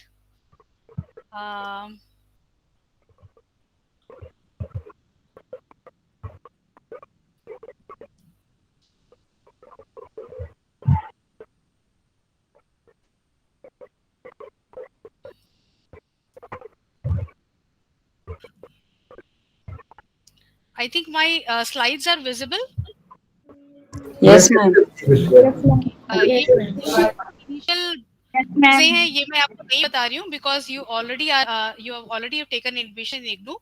यहाँ से मैं थोड़ा सा आपको स्टार्ट करना चाहूंगी। हमारे इग्नू में 3 टायर सिस्टम है, एक मैदानगढ़ी है, एक रीजनल सेंटर दिल्ली 2 जिसके आप पार्ट हैं, और इग्नू स्टडी सेंटर है जिसको हम लर्नर सपोर्ट सेंटर कहते हैं। तो जैसा अभी थोड़ी देर पहले ही हमारे सर ने बताया कि आप लोग को एक हम सभी स्टूडेंट्स को हमने एलएससी के साथ, एलएससी जो रीजनल सेंटर है 2900 के अंडर अटैच किया है। सो आपको रीजनल सेंटर ही सारी सर्विसेज प्रोवाइड करेगा। तो हम लोग काउंसलिंग सेशन स्टार्ट करने वाले हैं, वो भी हम इंफॉर्मेशन आपको, जैसे आपको आज मेल आया था कि आपका इंडक्शन है, वैसे ही हम सभी स्टूडेंट्स को ईमेल करेंगे कि आपका काउंसलिंग सेशन ये है, ये शेड्यूल है और इससे स्टार्ट होगा। जनरली काउंसलिंग सेशन हमारा गूगल मीट के थ्रू होगा और हम लोग ट्राई करेंगे सबको रिकॉर्ड भी करने का, बट जैसा मैम ने आपको सेशंस में बताया ये इंटरैक्टिव सेशन होगा, तो जितना आप इंटरैक्ट करेंगे उससे ज्यादा आपका लर्निंग प्रोसेस बढ़ेगा। ठीक है, तो ये आपका है कि स्टडी सेंटर आपका रीजनल सेंटर दिल्ली 2 है, एलएससी 2900। ठीक है, बाकी मैं आपको मेन चीजें और बता देती हूँ थोड़ा सा, क्योंकि बहुत चीज हम ऑलरेडी कवर कर चुके हैं और मैम ने भी कवर किया है। लर्निंग मेथोडोलॉजी हमारी सिर्फ काउंसलिंग सेशन पे ही आधारित नहीं है, इसके अलावा जैसे मैम ने आपको थोड़ी देर पहले बताया हमारा ब्रॉडकास्ट मीडिया भी है, मतलब हमारा एक एक्सक्लूसिव रेडियो चैनल है और टीवी चैनल एक्सक्लूसिव है, ज्ञान दर्शन जिसको कहते हैं हम लोग इग्नू का। अब वहां पे भी हमारे ये इस प्रोग्राम से संबंधित बहुत सारे प्रोग्राम्स होते हैं, आप उसको भी अटेंड कर सकते हैं। मैं इनका बता दूंगी कहाँ आप देख सकते हैं। फिर सेल्फ लर्निंग मटेरियल आपको मैम ने बताया है कि बहुत अच्छे से लिखा हुआ है, जैसा मैम आपको क्लास में पढ़ा रही है बिल्कुल वैसे ही हमारा लर्निंग मटेरियल भी उपलब्ध हमारी वेबसाइट पे ही है, जो कि हम ई ज्ञान कोश या ई कंटेंट से डाउनलोड कर सकते हैं। ठीक है, और बहुत सारे हमारे इग्नू के कोर्सेज के स्वयं एंड स्वयं प्रभा चैनल पे भी उपलब्ध हैं, तो ये भी बहुत सारे हमारे ई रिसोर्सेज हैं। तो आपका सिर्फ एक काउंसलिंग सेशन जो है उसके अलावा भी ये सारी मीडिया है जिससे आप अपना लर्निंग कर सकते हैं। सबसे इम्पोर्टेंट चीज, हमारी सारी जो इम्पोर्टेंट चीजें हैं ये हमारी जो इग्नू की वेबसाइट है www.ignu.ac.in, ये हमारा मेन वेबसाइट है। इस पे जो इन्फॉर्मेशन है वो सबसे ऑथेंटिक रहती है, आप इसी को हमेशा फॉलो कीजिएगा। ये हम इसका होम पेज है, ये आप लोगों ने देखा ही होगा जब आप लोगों ने एडमिशन नहीं भी लिया था तब भी, और अगर आपने नहीं भी देखा था, कहीं साइबर कैफे से भी एडमिशन लिया था, तो भी आप जरूर गूगल में जाइए और ये इग्नू का वेबसाइट देखिए। सारी इंफॉर्मेशन जो मैम ने बताई, जो हम बता रहे हैं, और जो मतलब हमारे स्टडी मटेरियल सब कुछ इस वेबसाइट पे उपलब्ध है। जब आप होम पेज पे जाएंगे तो ये हमारा होम पेज है और नीचे आप देखेंगे ये बहुत सारे स्टूडेंट सेक्शन है। यहाँ पे आपको बहुत सारी चीजें लिखी हुई हैं, यहाँ पे स्टडी मटेरियल स्टेटस देख सकते हैं, प्लेसमेंट असिस्टेंस है, online payment for miscellaneous fees है, ये सभी सारी जितनी फैसिलिटीज हैं वो आपको मिल सकती है। यहाँ से जैसे आप क्लिक करेंगे स्टडी मटेरियल स्टेटस पे तो ये वाला पेज खुल जाएगा। जनवरी 24 का सेशन आप करेंगे तो ये वाला पेज आपको दिख जाएगा। ठीक है, ये सब स्टेप वाइज आप आराम से देख सकते हैं। होम पेज पे ही हमारा स्टूडेंट सपोर्ट है, जहाँ पे ये स्टूडेंट जोन आता है, ये मैंने आपको थोड़ा सा लिंक करके दिखाया हुआ है। स्टूडेंट जोन पे जाएंगे तो आपकी पढ़ाई और आपके जो भी आपकी सर्विसेज है उससे रिलेटेड सारी चीजें आपको इसमें उपलब्ध हो जाती हैं। जैसे इस टाइप का पेज खुलेगा, डिजिटल डिग्री, फिर पेमेंट के लिए, फिर प्रोस्पेक्टस, अगर आपको ब्रॉडकास्ट जैसे मैंने अभी आपको बताया टीवी के शेड्यूल्स ये भी यहाँ मिल जाएंगे। ठीक है, ऑनलाइन रिसोर्सेज सेल्फ लर्निंग का ये भी आपको मिल जाएगा। डाउनलोड सेक्शन में जाएंगे तो असाइनमेंट मिल जाएगा, क्वेश्चन पेपर प्रीवियस ईयर्स के मिल जाएंगे। आपको कहीं भी बाहर से जाके कोई भी मटेरियल लेने की जरूरत नहीं है, सब कुछ का रिपोजिटरी हमारी इग्नू की वेबसाइट पे है। और आप जरूर अभी सभी स्टूडेंट ये सेशन खत्म होने के बाद जरूर इग्नू का वेबसाइट चेक करें। सेकेंड थिंग, ये इग्नू का रजिस्ट्रेशन डिटेल सभी स्टूडेंट जरूर देखें। स्टूडेंट जोन में जब आप जाएंगे यहाँ पे एडमिशन जो है वहां पे क्लिक करेंगे तो इस टाइप का पेज खुलेगा, नो योर एडमिशन और रजिस्ट्रेशन डिटेल। ठीक है, तो इस टाइप का पेज खुलेगा, इसमें आप अपना एनरोलमेंट नंबर डालिए, प्रोग्राम कोड डालिए, वेरिफिकेशन कोड डालेंगे तो इस टाइप का आपका एक पेज खुलेगा। इसमें आप अपना सारा रजिस्ट्रेशन डिटेल देख सकते हैं, आपका डेट ऑफ बर्थ सही है कि नहीं है, एड्रेस सही है कि नहीं सही है, आपका ईमेल एड्रेस सही है कि नहीं सही है, ये सब आप देख सकते हैं। और यही पेज आपका आगे की जर्नी के लिए भी यूजफुल होगा। जब इसमें आप इस पेज को पूरा नीचे एक्सप्लोर करेंगे तो बहुत सारी इंफॉर्मेशन उसमें ऑलरेडी दी हुई है। ये क्योंकि एक स्टूडेंट का हमने खोला था इसलिए मैंने इसको हाइड कर दिया है, लेकिन जब आप इस पेज को खोलेंगे तो आपका सारा डिटेल इसमें सारा दिया हुआ है। ठीक है, देन उसके बाद हम लोग आते हैं आपका स्टडी मटेरियल कैसे डाउनलोड करना है। एक तो ई ज्ञान कोश सर ने आपको बताया ही, www.eGyan-कोश में आप जाएंगे तो आपका ई ज्ञान कोश का कुछ इस टाइप का पेज खुलेगा। ठीक है, इसमें आप लेफ्ट साइड जाएंगे तो आपको इस सेल्फ लर्निंग मटेरियल दिख रहा है SLM, इसको क्लिक करेंगे, उसके बाद आपको नेक्स्ट स्टेप्स मिलते जाएंगे तो आप उसको करते जाइएगा। ये जो प्रोग्राम है ये SOCE के अंडर आता है, तो SOCE में जाएंगे, उसके बाद डिप्लोमा सेलेक्ट करेंगे, उसके बाद अपना स्टडी मटेरियल डाउनलोड कर सकते हैं। ये हो गया हमारी इग्नू वेबसाइट पे ई ज्ञान कोश पे। दूसरा है ये हमारा ई कंटेंट ऐप है, गूगल प्ले स्टोर से आप डाउनलोड कर सकते हैं।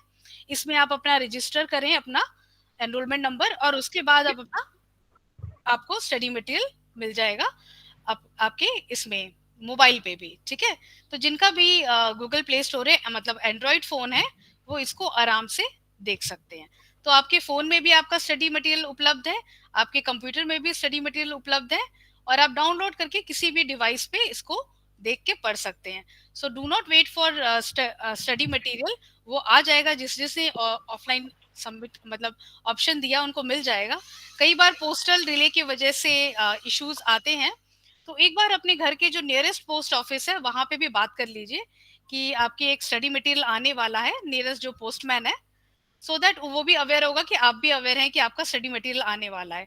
कई बार ये प्राय देखा जाता है कि स्टडी मटेरियल हैवी होता है तो जो पोस्टमैन है वो नहीं पहुंचाते हैं, तो आप ये इंस्ट्रक्शन पहले ही दे देंगे वो उनको, तो वो जरूर लाके दे देंगे। ठीक है, और ये हमारी रीजनल सेंटर की वेबसाइट है, आप यहाँ पे जाकर के देख सकते हैं। ये भी इग्नू की वेबसाइट से ही लिया गया है। हमारी इग्नू की वेबसाइट पे सारी जानकारी उपलब्ध है, तो मैं सभी स्टूडेंट को वंस अगेन बोलूंगी कि वो इग्नू का वेबसाइट देखें। प्रिपेयर फॉर लर्निंग मैम ने आपको ऑलरेडी गेयर अप कर दिया है, कैसे आपको DECE का पहले स्टार्ट करना है कोर्स। हम लोग भी आपके जैसा जैसे आपका कोर्स होगा उसके हिसाब से आपकी काउंसलिंग सेशंस अरेंज करेंगे, सो दैट आप अपना काउंसलिंग सेशन जो फर्स्ट कोर्स है उसके साथ साथ अपना लर्निंग स्टार्ट कर दें। और मैम ने आपको पहले ही बता दिया, पीयर लर्निंग भी बहुत इंपॉर्टेंट है। जब आप एक क्लासरूम सेटिंग में आते हैं, एक काउंसलिंग सेशन अटेंड करते हैं, तो हर एक केस स्टडी का एक डिफरेंट पर्सपेक्टिव होता है, तो जब आप वो इंटरेक्शन करते हैं वो सामने आता है। So this is called peer learning. तो पीयर लर्निंग और ग्रुप की वजह से ये काफी आप लोग के लिए हेल्पफुल होगा। और ये प्रोग्राम भी ऐसी है जो सिंगल हैंडेडली से ज्यादा ग्रुप एक्टिविटी में ज्यादा हेल्पफुल रहेगा। Then we come to the assessment part. ये भी मैम ने आपको ऑलरेडी बता दिया है, फिर मैं एक बार रिपीट कर दे रही हूँ। It's an open book examination, assignment बहुत जरूरी है, और असाइनमेंट के 30% मार्क्स हैं।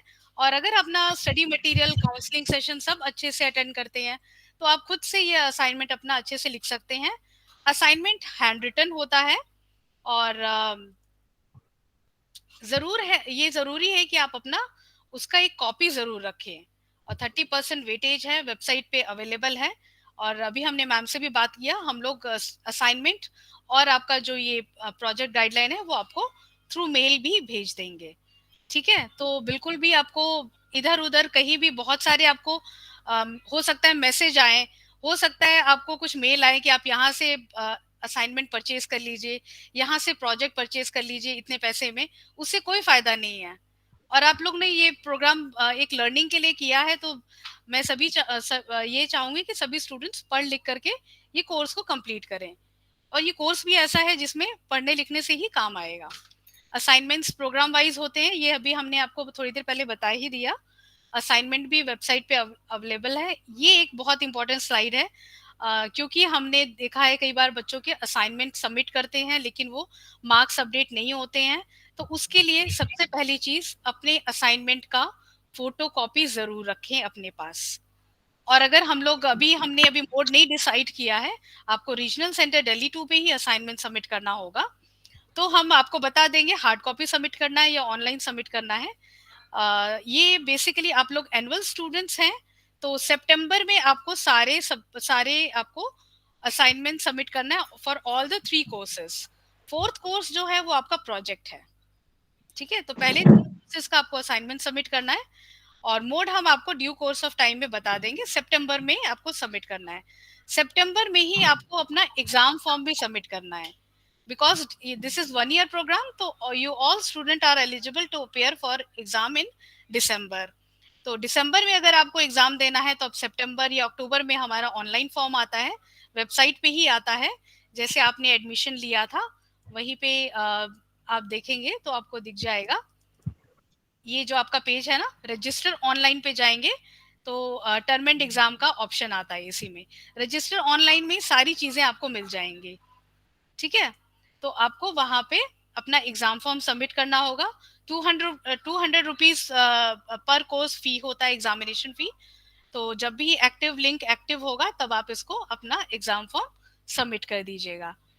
और एक चीज है कि असाइनमेंट ओनली वंस होता है इन पर्टिकुलर सेशन। आपके पास टाइम है, आराम से डाउनलोड करके आराम से आप उसको लिखिए, पढ़ करके लिखिए, और जितना आप अच्छा लिखेंगे तो 30% ऑफ मार्क्स आपके अपने हाथ में है।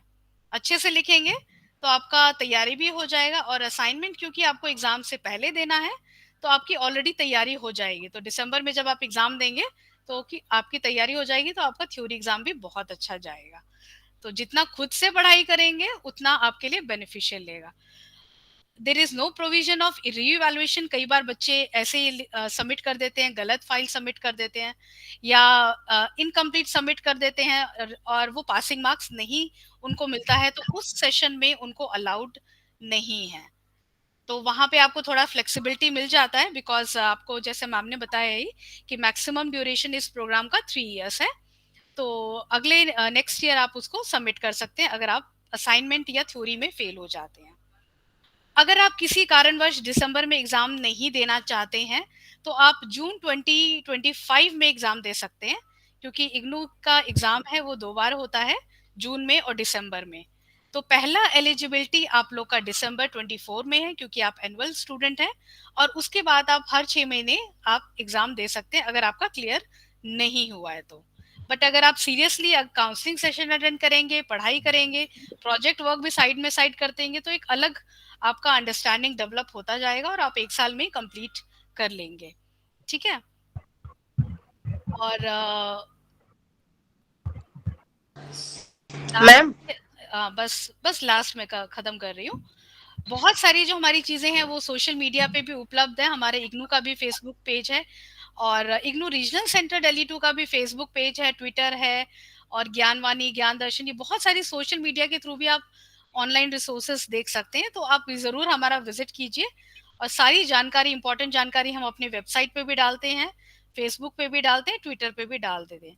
बस एक लास्ट स्लाइड, जब भी आप कहीं पे भी कांटेक्ट करते हैं रीजनल सेंटर पे, तो हमेशा अपने ये 5 क्वेरी हमेशा जरूर हमें बताएं। आपका नाम क्या है, enrolment number, programme, study material, query, ठीक है। कई बार होता है स्टूडेंट जस्ट एक मेल कर देते हैं RC दिल्ली 2 पे कि मेरा बुक्स नहीं आया। अब हमें पता भी नहीं वो स्टूडेंट कौन से प्रोग्राम का है, कौन सा उसका एनरोलमेंट नंबर है, और उसको लगता है उसने अपना क्वेरी रेज कर दिया, ठीक है। तो हमेशा ये 5 चीजें आप ध्यान रखिए। कभी भी आप मेल कर रहे हैं, रीजनल सेंटर पे मेल कर रहे हैं, हमेशा ये चीजें करके आप पूछ सकते हैं। बट पूछने से बेटर है सब कुछ रिटर्न रिकॉर्ड में हमारे वेबसाइट पे उपलब्ध है। हमारे वेबसाइट को आप एक्सप्लोर कीजिए, प्रोग्राम गाइड पढ़िए, स्टडी मटेरियल पढ़िए, प्रोजेक्ट गाइडलाइन पढ़िए, सब कुछ वेबसाइट पे उपलब्ध है। तो जितना आप पढ़ लेंगे तो आपकी क्वेरीज उतनी ही कम होगी। बाकी हम लोग काउंसलिंग सेशंस तो ऑर्गेनाइज कराएंगे ही, उस दौरान कोई भी एकेडमिक आपकी क्वेरी होगी तो आप कंसर्न एकेडमिक काउंसलर से पूछ सकते हैं। So best wishes and happy learning to all of you. So now we will take up the query. Ma'am लेकिन स्टडी मटेरियल जब भी खोलो तो कुछ भी नहीं दिखा रहा, उसमें कुछ भी अपडेट नहीं दिखा रहा। स्टडी मटेरियल का हम लोगों ने भी चेक करा, आज उसके लिंक में कुछ प्रॉब्लम आ रही है, तो प्लीज वेट, कल तक आई होप कि ये सही हो जाएगा। और अगर नहीं होता है तो हम फिर ड्राइव के थ्रू आप लोगों को स्टडी मटेरियल शेयर कर देंगे। Okay sir, fine. Just wait for some time. Okay sir, fine.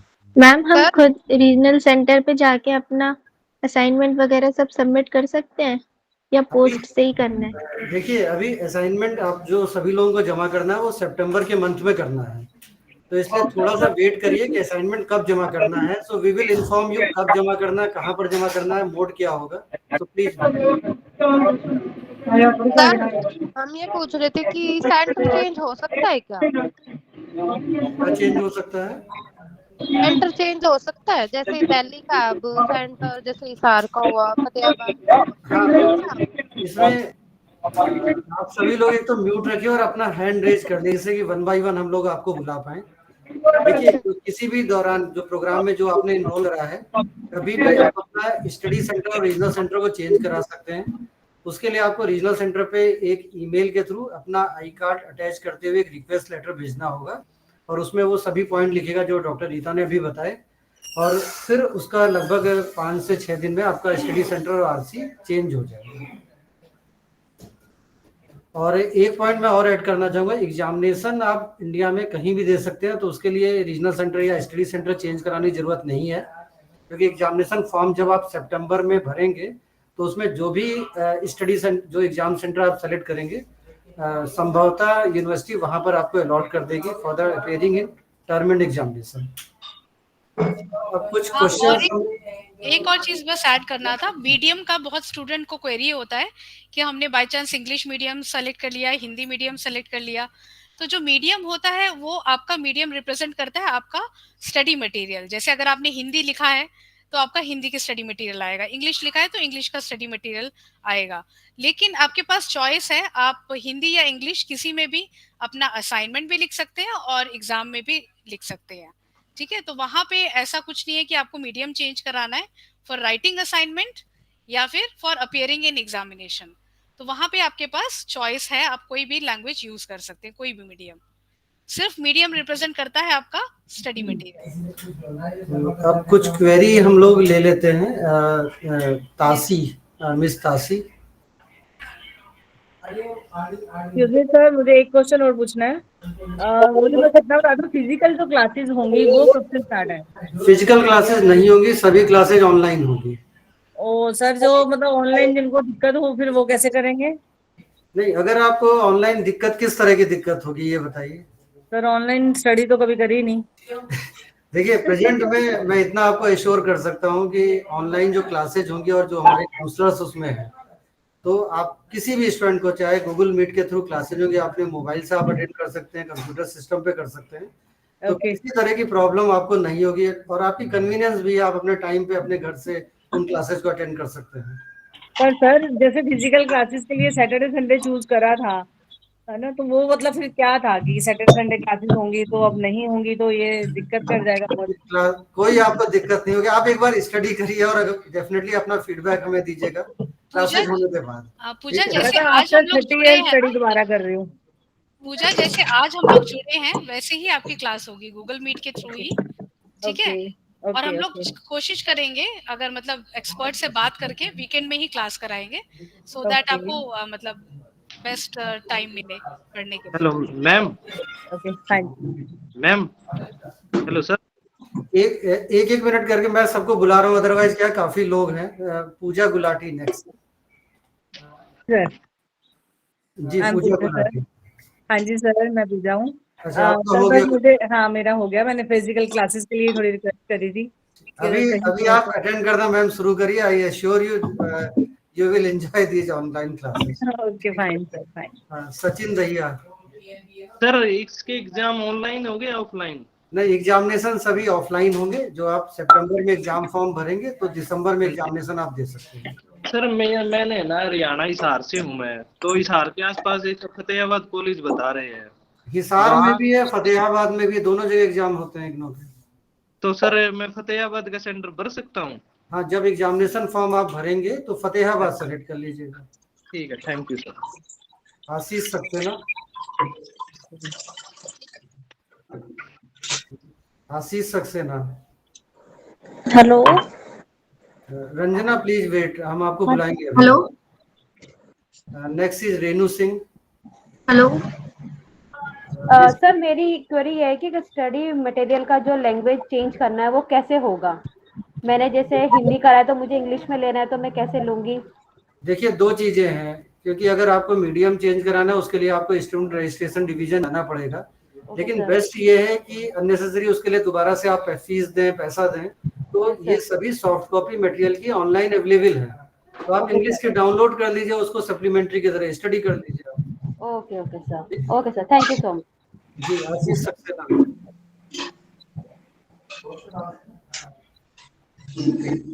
Next is तासी,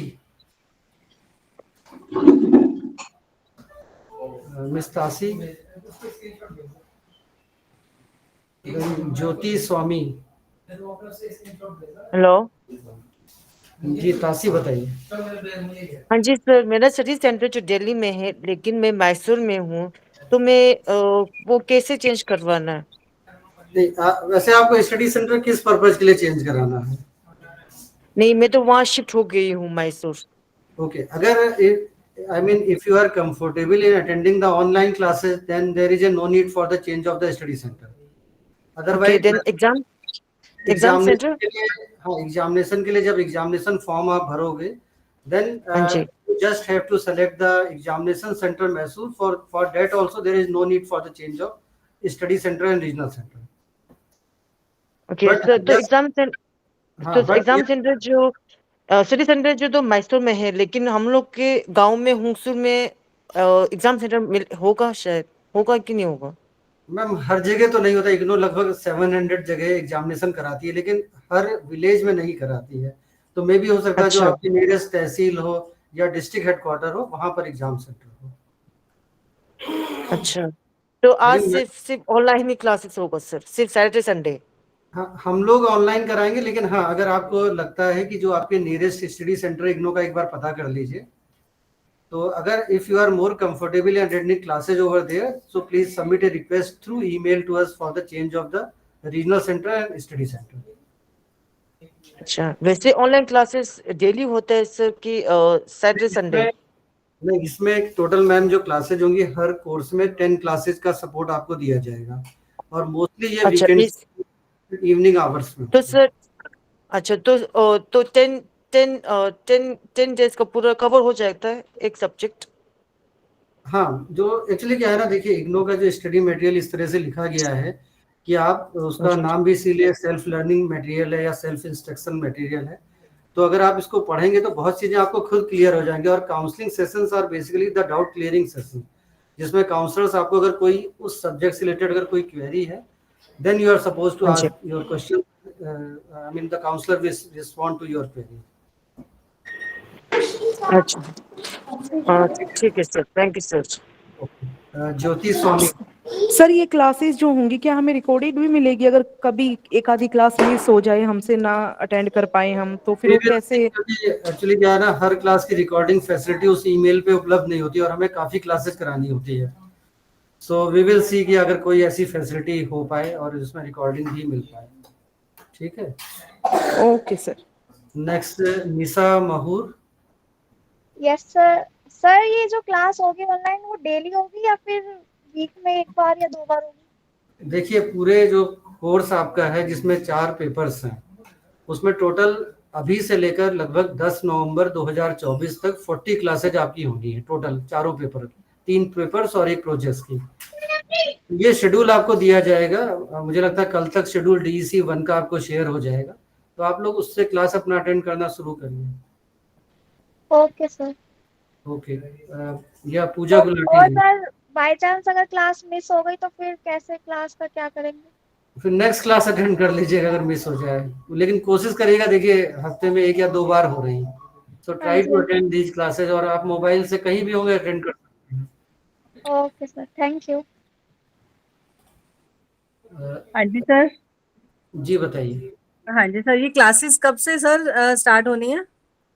इसी नेक्स्ट वीकेंड से हम लोग प्लान कर रहे हैं, तो ये शेड्यूल कल तक आपको मिल जाएगा।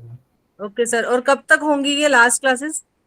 ये लगभग मान के चलिए कि सितंबर अक्टूबर तक स्प्रेड होंगी।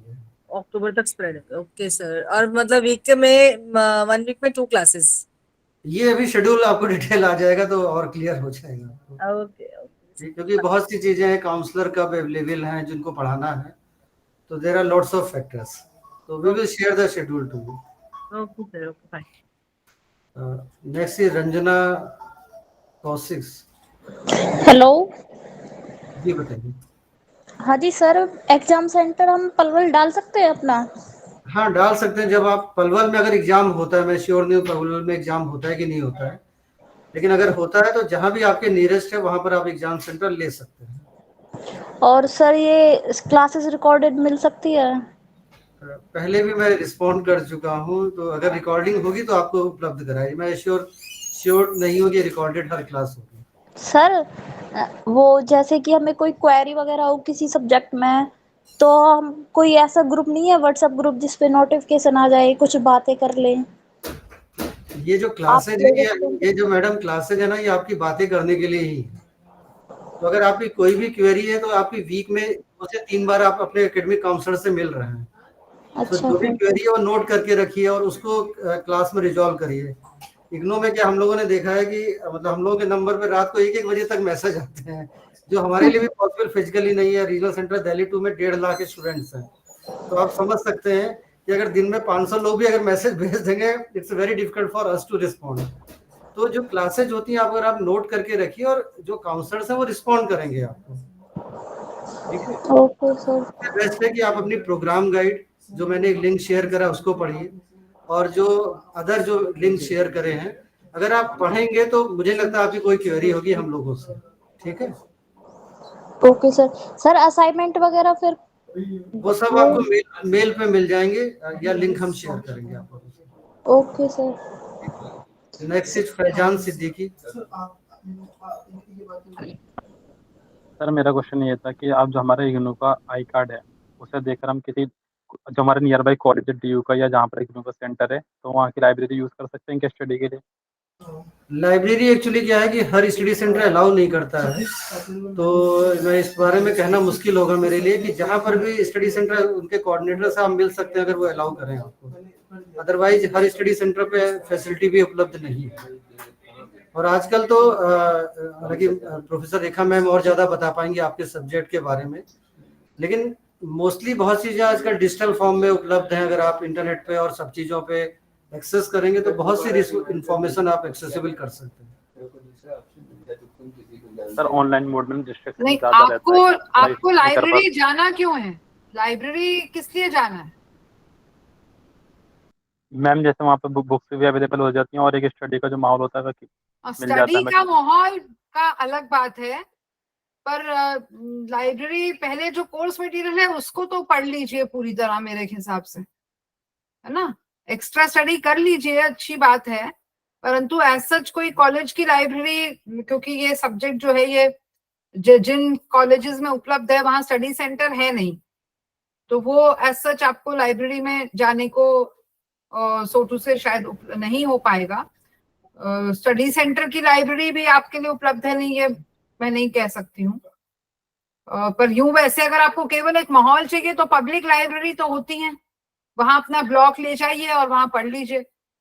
और एक्स्ट्रा बुक्स अगर आप बहुत डायरेक्टली पढ़ना चाहते हैं कुछ इसके ऊपर, तो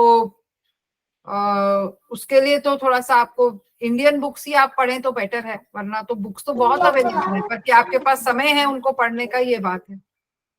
अगर आप कुछ ऐसे डायरेक्टली कुछ किताब पढ़ना चाहते हैं तो आप मेल करिएगा, आपको सुझा देंगे।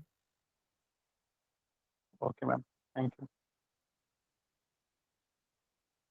ऐसा मैम ने भी कहा कि दिल्ली में अगर देखा जाए दिल्ली पब्लिक लाइब्रेरी है, ब्रिटिश काउंसिल की लाइब्रेरी है, हमने खुद ब्रिटिश काउंसिल की मेंबरशिप ले रखी है, तो मुझे लगता है कि वो प्लेसेज है जहाँ पर हम सभी जाके पढ़ाई को, अगर वो माहौल की बात है तो वहां पर हम कर सकते हैं। Next is Renu Singh.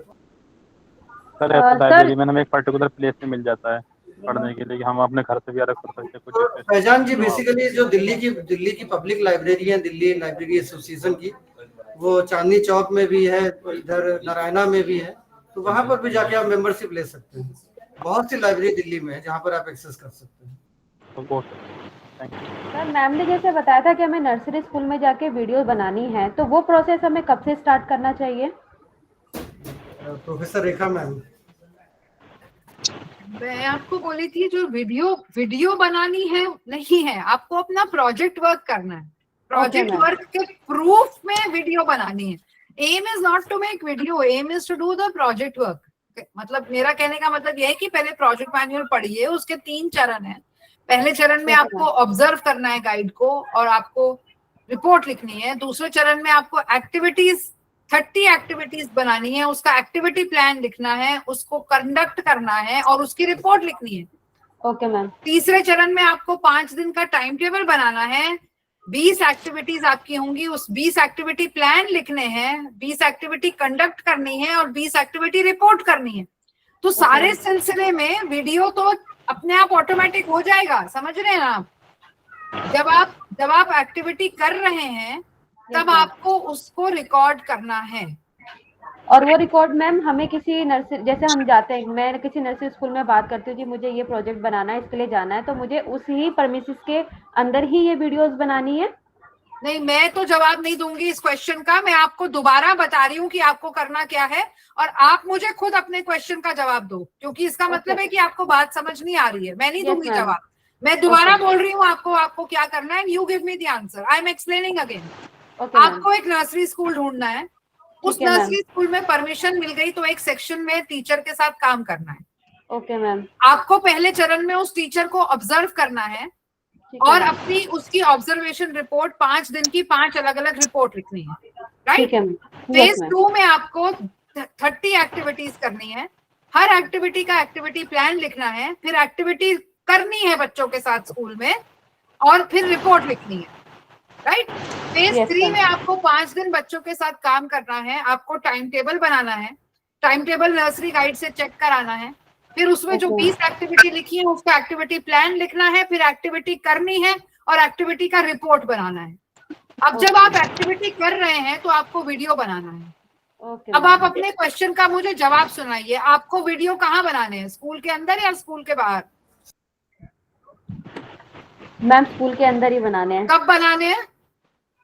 जब वहाँ पर स्कूल में जाना है, परमिशन लेनी है और वहाँ के जो मैम है उनके साथ हमें कम्युनिकेशन करके उनको ऑब्जर्व करना है वो क्या कर रही हैं, और उसके बाद में मैम रिपोर्ट्स बनानी है अपनी, और जो 30 एक्टिविटी करनी है उनका प्लान बनाना है, फिर 5 डेज बच्चों के साथ रहना है और उनके साथ जो एक्टिविटी करनी है उनका वीडियो बनाना है। तो अब आपके वीडियो ऑटोमेटिकली बन जाएंगे प्रोजेक्ट वर्क करते हुए या आपको कुछ स्पेशल मेहनत करनी पड़ेगी? नहीं मैम, बन जाएंगे प्रोजेक्ट वर्क ऑटोमेटिकली ना, सिर्फ अपना फोन उसको 3 मिनट के लिए पकड़ाना है जब आप एक्टिविटी कर रहे हैं। तो पहाड़ ये मत बनाइए सिर पे कि हमें वीडियो बनाने हैं, वीडियो बना लाएंगे और आपकी रिपोर्ट वगैरह ठीक नहीं होगी तो कोई नंबर नहीं मिलने वाले, इसलिए मैंने ये इतना लंबा इस पे जवाब दिया है। हाँ जी मैम। वीडियो बनाना is only a supporting activity, it is a proof that you did work. If other work is not okay and videos are uploaded, you will still not get any marks. Yes, ma'am. Right? और ma'am ये video कब तक upload करनी है? नहीं, आप दो जवाब, मैं नहीं दूंगी इसका जवाब। आपको पूरी प्रोजेक्ट फाइल पोर्टल पे अपलोड करनी है। अब आप बताओ वीडियो कब अपलोड करने हैं? मैम मुझे सितंबर में प्रोजेक्ट अपनी अपलोड करनी है। सितंबर, अक्टूबर, नवंबर में 3 महीने में पोर्टल खुला रहता है। ओके आप मैम। तब तक कर सकते हैं और सारा एक साथ भी नहीं करने की जरूरत, मेरे ख्याल में आप धीरे धीरे भी कर सकते हैं। सबमिट मत करिएगा जब तक सब अपलोड नहीं हो जाए। ओके मैम, ठीक है ma'am. Okay, thank you ma'am. मेरा एक सवाल है, एक बहुत सारे हमारे स्टूडेंट्स आते हैं जो यहाँ से लेटर ले जाते हैं कि प्रोजेक्ट करने के लिए स्कूल्स में, और वो यहाँ आते हैं इस कंप्लेन के साथ कि उनके स्कूल्स उनको प्रोजेक्ट तो करने दे रहे हैं वहाँ पे, लेकिन वो उनको वीडियोस नहीं बनाने दे रहे हैं। तो इस कंडीशन में वो क्या करें? देखिए, इसकी 2 चीजें हैं कि sometimes it is just a excuse. Number 2, अगर थोड़ा परसुएट करें, देयर इज, आप जैसे अभी बैठी हैं मैडम और आपका वीडियो लिया जाए या कोई भी स्टूडेंट का, तो कुछ पता चल रहा है आप कहाँ बैठी हैं? नहीं पता चल रहा ना मुझे, जब तक कि आपका नाम नहीं आ रहा। तो they have to convince the teacher. Sometimes we can not differentiate whether it is just a real constraint or this thing. अगर real constraint है, try to look for another school. But हमारी तरफ से there is no way that we can know, क्योंकि इतना students, ये video पहले नहीं थे पर इतना कॉपी केस का माहौल रहा है कि हमें ये इंट्रोड्यूस करनी पड़ी है चीज ना। तो सिर्फ आपका फोटो खींचा जा रहा है, पर ऑफ कोर्स बच्चों की कुछ बैक दिखे, क्योंकि फिर इसका दूसरा फॉल आउट होगा, लोग घर में बैठ के अपना कर लेंगे, तो वो भी नहीं। तो स्टूडेंट्स को हम बताना चाह रहे हैं कि वर्क इज सीरियस, इतना ही बताना चाह रहे हैं। स्टूडेंट, बच्चों की यूनिफॉर्म लगभग हर स्कूल में सेम होती है, वही सफेद या मैरून, सफेद या नीली, वो कहीं पे भी हो सकता है। तो कहीं पे ऐसा नहीं है कि कहीं आइडेंटिफाई हो रहा है। एक क्लास से एक स्कूल का नहीं पता चल जाता, टीचर की कोई फेस नहीं आ रही बीच में। पर कुछ school administration, then please request them to look for another school, because my unfortunate problem is that I do not know whether the complaint is, thing is genuine, and then we have no other way of knowing given the way the copy cases have happened. Yeah, next is Sanjeev Kumar.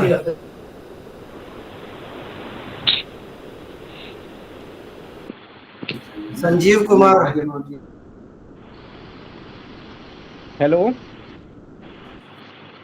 Please. Sir मेरा question ये है कि online class हमारे लिए best रहेगी, जैसे हम job करते हैं या हाउसवाइफ हुई तो उनके लिए बेनिफिट रहेगा सर ऑनलाइन क्लास रहे तो? नहीं, अभी हम लोग ऑनलाइन ही क्लास कर रहे हैं। There will be no offline classes, केवल ऑनलाइन ही होगी। Okay next is Tasi. Sir अगर मान लो कि उन लोग ने ऑफलाइन करवा दिया तो हमें क्या मेल मिलेगा कि बता देगा कि ऑनलाइन हो गया बोल के? नहीं, हमें एक्चुअली क्या ये पूरा प्रोग्राम की जो क्लासेज है regional centre is directly coordinating, तो इसके लिए पूरी क्लासेज जो होंगी आपकी ऑनलाइन ही होंगी। There will be no offline classes from RC Delhi two. हाँ, किसी और रीजनल सेंटर पे किस तरह हो रही वी कैन नॉट से। ओके, अच्छा, थैंक यू। नेक्स्ट या प्रियंका कपिल, मिस प्रियंका कपिल। सर मैं ये पूछना चाह रही हूँ, ऑनलाइन क्लासेस शेड्यूल जो है वो ऑनलाइन क्लासेस शेड्यूल ईमेल पर अवेलेबल होगा सर? हाँ, आपको ईमेल पे कल तक मिल जाएगा। ओके सर, और जैसे मैं आगरा में हूँ तो एग्जाम सेंटर आगरा से मैं फिल कर सकती हूँ? हाँ, बिल्कुल कर सकते हैं। भारतवर्ष में कोई भी स्टूडेंट कहीं का भी एग्जाम सेंटर ले सकता है जब वो सितंबर में एग्जामिनेशन फॉर्म सबमिट करेंगे। ठीक है, okay sir, thank you sir. Next is miss Rosie Praveen. Miss Rosie Praveen. Hello जी बताइए। हाँ जी सर, मुझे ये पूछना था, मैंने ना 2021 में सर मतलब इसमें एडमिशन पहले लिया था, तो मेरा एग्ज़ाम और असाइनमेंट दोनों क्लियर हो गया था, लेकिन ना सर मेरा प्रोजेक्ट जमा नहीं हो पाया था। तो अभी तो मुझे मैक्सिमम ड्यूरेशन खत्म हो गई लास्ट एनरोलमेंट की आपकी? जी, अब मैंने दोबारा एडमिशन लिया है सर इसमें। तो दोबारा एडमिशन लेने के बाद आपको एक क्रेडिट ट्रांसफर का फॉर्म है हमारी वेबसाइट पे जी, उसको भर के आपको स्टूडेंट रजिस्ट्रेशन डिवीजन में उसकी फीस भी होती है, वो भर के भेजना होगा। हाँ सुनिए सर, वो मैं करके आ गई हूँ वहाँ पे सेंटर में जाके। ठीक है। हाँ, तो मुझे ये पूछना था सर, जो मुझे अपना जो अब प्रोजेक्ट बना के जमा करवाना वो कब तक कराना होगा? प्रोजेक्ट देखिए, जो बेसिकली जनरली जो 1 साल का प्रोग्राम आपका है जी, तो मिनिमम 1 साल तो रहना पड़ेगा आपको। तो उसके लिए प्रोजेक्ट को जो है आप सितंबर अक्टूबर तक पूरा करके सबमिट कर दीजिएगा। लास्ट डेट वैसे 30 नवंबर होती है, लेकिन सितंबर तक जमा कर दीजिए आप। ओके सर, ठीक। Okay, thank you sir. Mister Faizan Siddiqui. Mister sir Faizan, मेरा क्वेश्चन देखा जी बताइए। सर मेरा क्वेश्चन देखा मैम से था कि जैसे फेज 1 और फेज 2 और फेज 3 जो हमें करना है प्रैक्टिकल का प्रोजेक्ट का, तो उसमें अगर हम थोड़ा गैप कर लें ज़्यादा तो उसमें कोई प्रॉब्लम तो नहीं है डेट में, अगर आगे पीछे की डेट? Professor Rekha ma'am.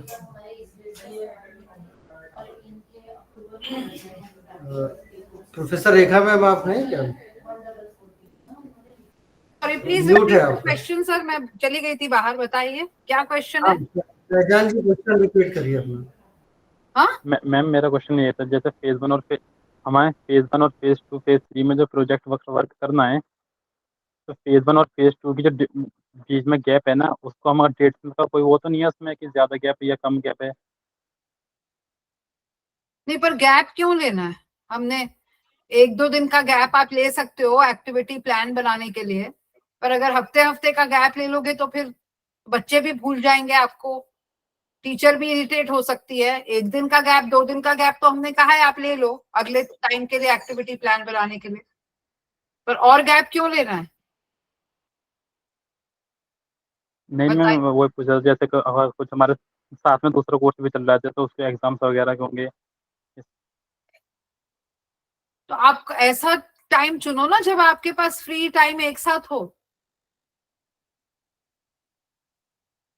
मैं तो यही सलाह दूंगी, क्योंकि ओके मैम। एंड में आप फील्ड में आप क्या करते हैं ये बेसिकली आपके और उस टीचर के बीच में डिपेंडेंट है। आप अगर वो आपको करती है कि आप 10 दिन के बाद आ जाना दूसरे फेज के लिए, तो I don't know, she may not agree ना। मुश्किल से आपको एंट्री मिली है, फिर आप कहोगे अब मैं मैडम 10 दिन बाद आऊंगा, और वो ना माने तो फिर आप क्या करोगे? Yes. Next is Aliza Parvez. Thank you ma'am. या मिस अलीजा परवेज। जी सर, सर मुझे ये पूछना था, प्रोजेक्ट के लिए मैम बार बार स्कूल बोल रहे हैं कि स्कूल चूज करना है, क्या हम पास की कोई आंगनवाड़ी हो सकती है? आंगनवाड़ी में प्री स्कूल होता है मैम? नहीं है, बच्चे आते नहीं है, काम होता नहीं है, ठीक है ना। नहीं मैम, 4-5 बच्चे आ रहे हैं। मैम जहाँ मैं जानती हूँ आंगनवाड़ी में प्रॉपर प्री स्कूल लगता है 2 घंटे का, तो क्या वहाँ कर सकते हैं? मना नहीं है आंगनवाड़ी में करना, परंतु अब आपका ये निर्णय है। हमने ये कहा है कि आपकी आंगनवाड़ी वर्कर आपका क्या काम चेक करेगी? उसकी क्या मुझे मत बताइए आंगनवाड़ी का, मुझे पता है क्या एजुकेशन क्वालिफिकेशन है उसकी। जी ईसीसी करे होते हैं वो लोग, ट्रेनिंग हुई होती है उन लोगों की। हाँ, पर कई बार वो जो ट्रेनिंग होती है वो बहुत पहले हुई होती है, अभी नहीं। जी बिल्कुल। हाँ जी तो बिल्कुल। फिर आप देखिए, आपकी आंगनवाड़ी वर्कर अगर आपके वो अच्छा ट्रेनिंग में है, अच्छा काम, वहां पे आप उसके जाके ऑब्जर्व करिए ना। मैंने आपको बोला है चेकलिस्ट नंबर 5 लेक्चर नंबर 5 में चेकलिस्ट है ना। तो चेकलिस्ट के ऊपर क्या वो आंगनवाड़ी खड़ी उतर रही है? बहुत आंगनवाड़ियां हैं जो अच्छा काम करती हैं, बहुत, जैसे कि कोई भी नर्सरी स्कूल में भी बहुत नर्सरी स्कूल है जो अच्छा काम करते हैं, बहुत नर्सरी स्कूल है जो उतना अच्छा काम नहीं करते हैं। तो आपको बेसिकली क्या मैं आंगनवाड़ी चूज कर लूं, क्या मैं नर्सरी स्कूल चूज कर लूं, ये बात नहीं है। कोई नर्सरी स्कूल, मैंने शुरू में ही बोला था, कई नर्सरी स्कूल हैं जहाँ बच्चे सिर्फ सुबह से दोपहर तक सिर्फ क ख ग ABC 1 2 3 लिखते हैं। वो नर्सरी स्कूल प्ले वे नहीं है, वहां नहीं चूज करना है। जी आंगनवाड़ी और the nursery school is not the point, what is the qualification of the teacher. वहां बच्चे कितने आ रहे हैं, वहां खेल के हिसाब से काम हो रहा है कि नहीं, वहां पे ये आपको चूज करना है। क्योंकि एंड में देखिए, आपके लिए ये लर्निंग एक्सपीरियंस है। आपकी सुपरवाइजर ऐसी हो जो आपको कुछ सिखा सके, चाहे वो आंगनवाड़ी में हो चाहे वो नर्सरी स्कूल में हो। तभी उसकी शैक्षिक योग्यता या उसका कार्यक्रम वगैरह आपको देखने की जरूरत है। जो मैंने बोला अभी आपको सर शेयर करेंगे न्यू गाइडलाइन, उसमें एनेक्सर 7 शैक्षिक योग्यता ऑफ द सुपरवाइजर के ऊपर ही है। तो ये सब सोचते हुए आपको काम करना है। आपको चाहिए कि आपको ये एक लर्निंग का तरीका हो। वो लर्निंग का तरीका तभी होगा जब आप किसी सही जगह पे सीखेंगे, अपने से बेटर व्यक्ति से सीखेंगे, वो चाहे आंगनवाड़ी में हो चाहे नर्सरी स्कूल में। जी ठीक है, okay ma'am, thank you.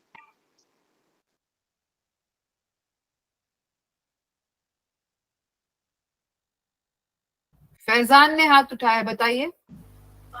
Ma'am जैसे कुछ लोग ऑलरेडी वर्किंग में जो होते हैं, टीचर्स होते हैं जो जॉब कर रहे हैं टीचर्स, तो वो लोग अपने लिए गाइड या सुपरवाइजर को अरेंज करेंगे तो वो किस तरह करेंगे? ये जो वर्क में तो प्रोजेक्ट वर्क अपने किस तरह बनाएंगे? आप ये किसी ने अभी पहले भी पूछा था, उसी को भी मैंने यही जवाब दिया था कि उसको अपने ही स्कूल में, चाहे तो अपनी हेडमिस्ट्रेस को, कोई को तो आपको अपना सुपरवाइजर बनाना ही पड़ेगा। आपको ऑब्जर्व करके नंबर कौन देगा? कई बार उस टीचर पूरे नर्सरी सेक्शन या प्री प्राइमरी या प्राइमरी सेक्शन का कोई हेड होता है, उसको सुपरवाइजर बनाना पड़ेगा। आपके काम को किसी ने चेक करना है, आपको एक्टिविटी करते हुए देखना है, आपको नंबर देने हैं, आपको अपने स्कूल में अंदर बात करनी पड़ेगी। और आप शायद, जहां तक मैं समझ रही हूँ, मान लो आप स्कूल से छुट्टी लेके काम करते हैं, तो उनको भी तो मुश्किल है ना, 40 दिन वो कहाँ से किसी का लाएंगे। तो उनके लिए भी फायदा है अगर वो किसी को आपको दे दे एज सुपरवाइजर। आपको तो ये अपने वहां से बातचीत करनी पड़ेगी ना, सब चीजों के समाधान हमारे साथ बैठ के नहीं मिलेंगे। आप जाइए, बहुत कुछ आज आपने समझ लिया है मेरे हिसाब से। जब अमित जी आपको भेजे शेड्यूल, आप देख रहे हैं कि अमित जी मेरी रिक्वेस्ट रहेगी कि प्रोजेक्ट वर्क का आप सेशन कराएं, मेरे ख्याल में जुलाई में 1-2-3, जिसमें वो लोग आपको जो काउंसलर्स हैं वो सबको फिर से बताएं क्या करना है। फिर थोड़ा ब्रेक दे दें, लोग जाएं फील्ड में और ढूंढें, मुश्किलें आ रही हैं, ये आ रही है, 2-3 हफ्ते बाद फिर काउंसलिंग। तो प्रोजेक्ट वर्क की काउंसलिंग मेरा रिक्वेस्ट रहेगा सर कि आप 2 से 3 बैचेस में कर दीजिए, 3 दिन ऐसे। मैम वो जो आपने एक नाम दिया तो हम लोग उनसे बात कर लेंगे इसी एस्पेक्ट में। इंद्रजीत मैडम से बात करिए, ठीक है। Is a nursery teacher, senior है, एक्सपीरियंस्ड है, और थोड़ा बोल दीजिएगा कि मैं ऐसे रिक्वेस्ट कर रही थी, वो मानेंगी। अभी DEC 1 से हम लोग शुरू कर रहे हैं, तो थोड़ा सा कॉन्सेप्ट भी बच्चों को पता चल जाएगा कि किस तरह से करना है। तो क्योंकि ये फील्ड में जाके इनको एक्चुअली व्यवहारिक क्या मुश्किल आ रही है, फिर वो काउंसलर सॉर्ट आउट कर सकती है ना। बिल्कुल। फैजान, आपका एड्रेस हो गया ना, फैजान सिद्दीकी। हाँ, okay sir, thank you ma'am, thank you sir. मैं अपनी कलीग डॉक्टर मीना से रिक्वेस्ट करूंगा कि जो हम लोग एक लेटर इशू करते हैं तो उसका प्रोसेस थोड़ा बता दें, जिससे क्योंकि काफी स्टूडेंट्स हैं इस प्रोग्राम में। Over to doctor Meena.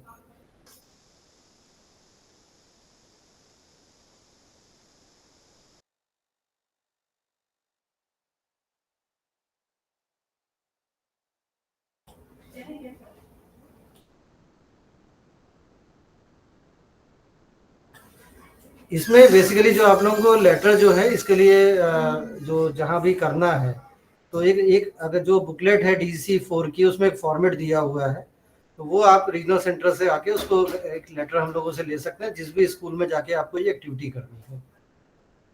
तो आई होप कि ब्रॉडली जो आज के डिस्कशंस में जो डिफरेंट एस्पेक्ट थी DEC की, वो हम लोगों ने कवर करी या प्रयास करा आप लोगों को बताने का। प्रोफेसर रेखा मैम, कुछ और ऐड करना है?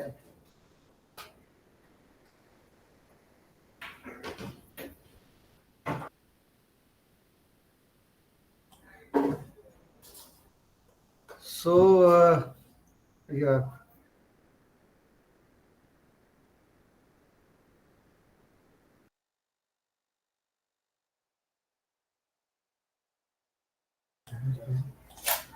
तो इस प्रोग्राम को हम लोग अब यहाँ पर समाप्ति की तरफ बढ़ रहे हैं। So I request my colleague doctor Ataur Rahman to kindly propose a formal vote of thanks.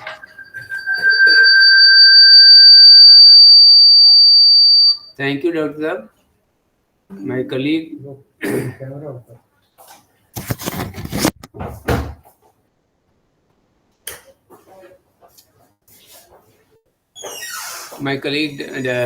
Dr. Amit Srivastava sir, Deputy Director, Dr.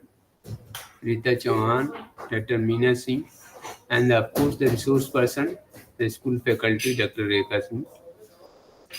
I, on behalf of Regional Center Delhi 2, would like to offer my sincere thanks for sparing a valuable time and addressing the student and taking up the grievances of the student and also clarifying the doubts. And सबसे बड़ी बात ये है कि जो अच्छी mentoring student की है कि काउंसलिंग क्यों करना है, क्या पढ़ना है, क्यों पढ़ना है, और आपको इस पढ़ने का इसका लक्ष्य क्या है, ऑब्जेक्टिव क्या है, वो बहुत ही अच्छे से टेकअप किया मैम ने। और हमारे सहयोगी जो और कलीग लोगों ने स्टूडेंट की क्वेरी को बहुत अच्छे से डील किया, तो मैं उन सबका बहुत आभारी हूँ और सारे स्टूडेंट को बेस्ट विशेस कहता हूँ कि उनकी जो आगे वाली एजुकेशन की जर्नी हो वो एक ऑब्जेक्टिव से भरी हुई हो, जैसा कि मैम ने इशारा किया था। और अगर कोई समस्या आती है तो हम लोग यहाँ पे बैठे हुए हैं आपकी समस्या का समाधान करने के लिए। With this brief words and statement मैं आप लोगों को फिर से एक बार बधाई देता हूँ और आपकी आगे वाली पढ़ाई की जर्नी के लिए बेस्ट विशेष करता हूँ। Thank you and over.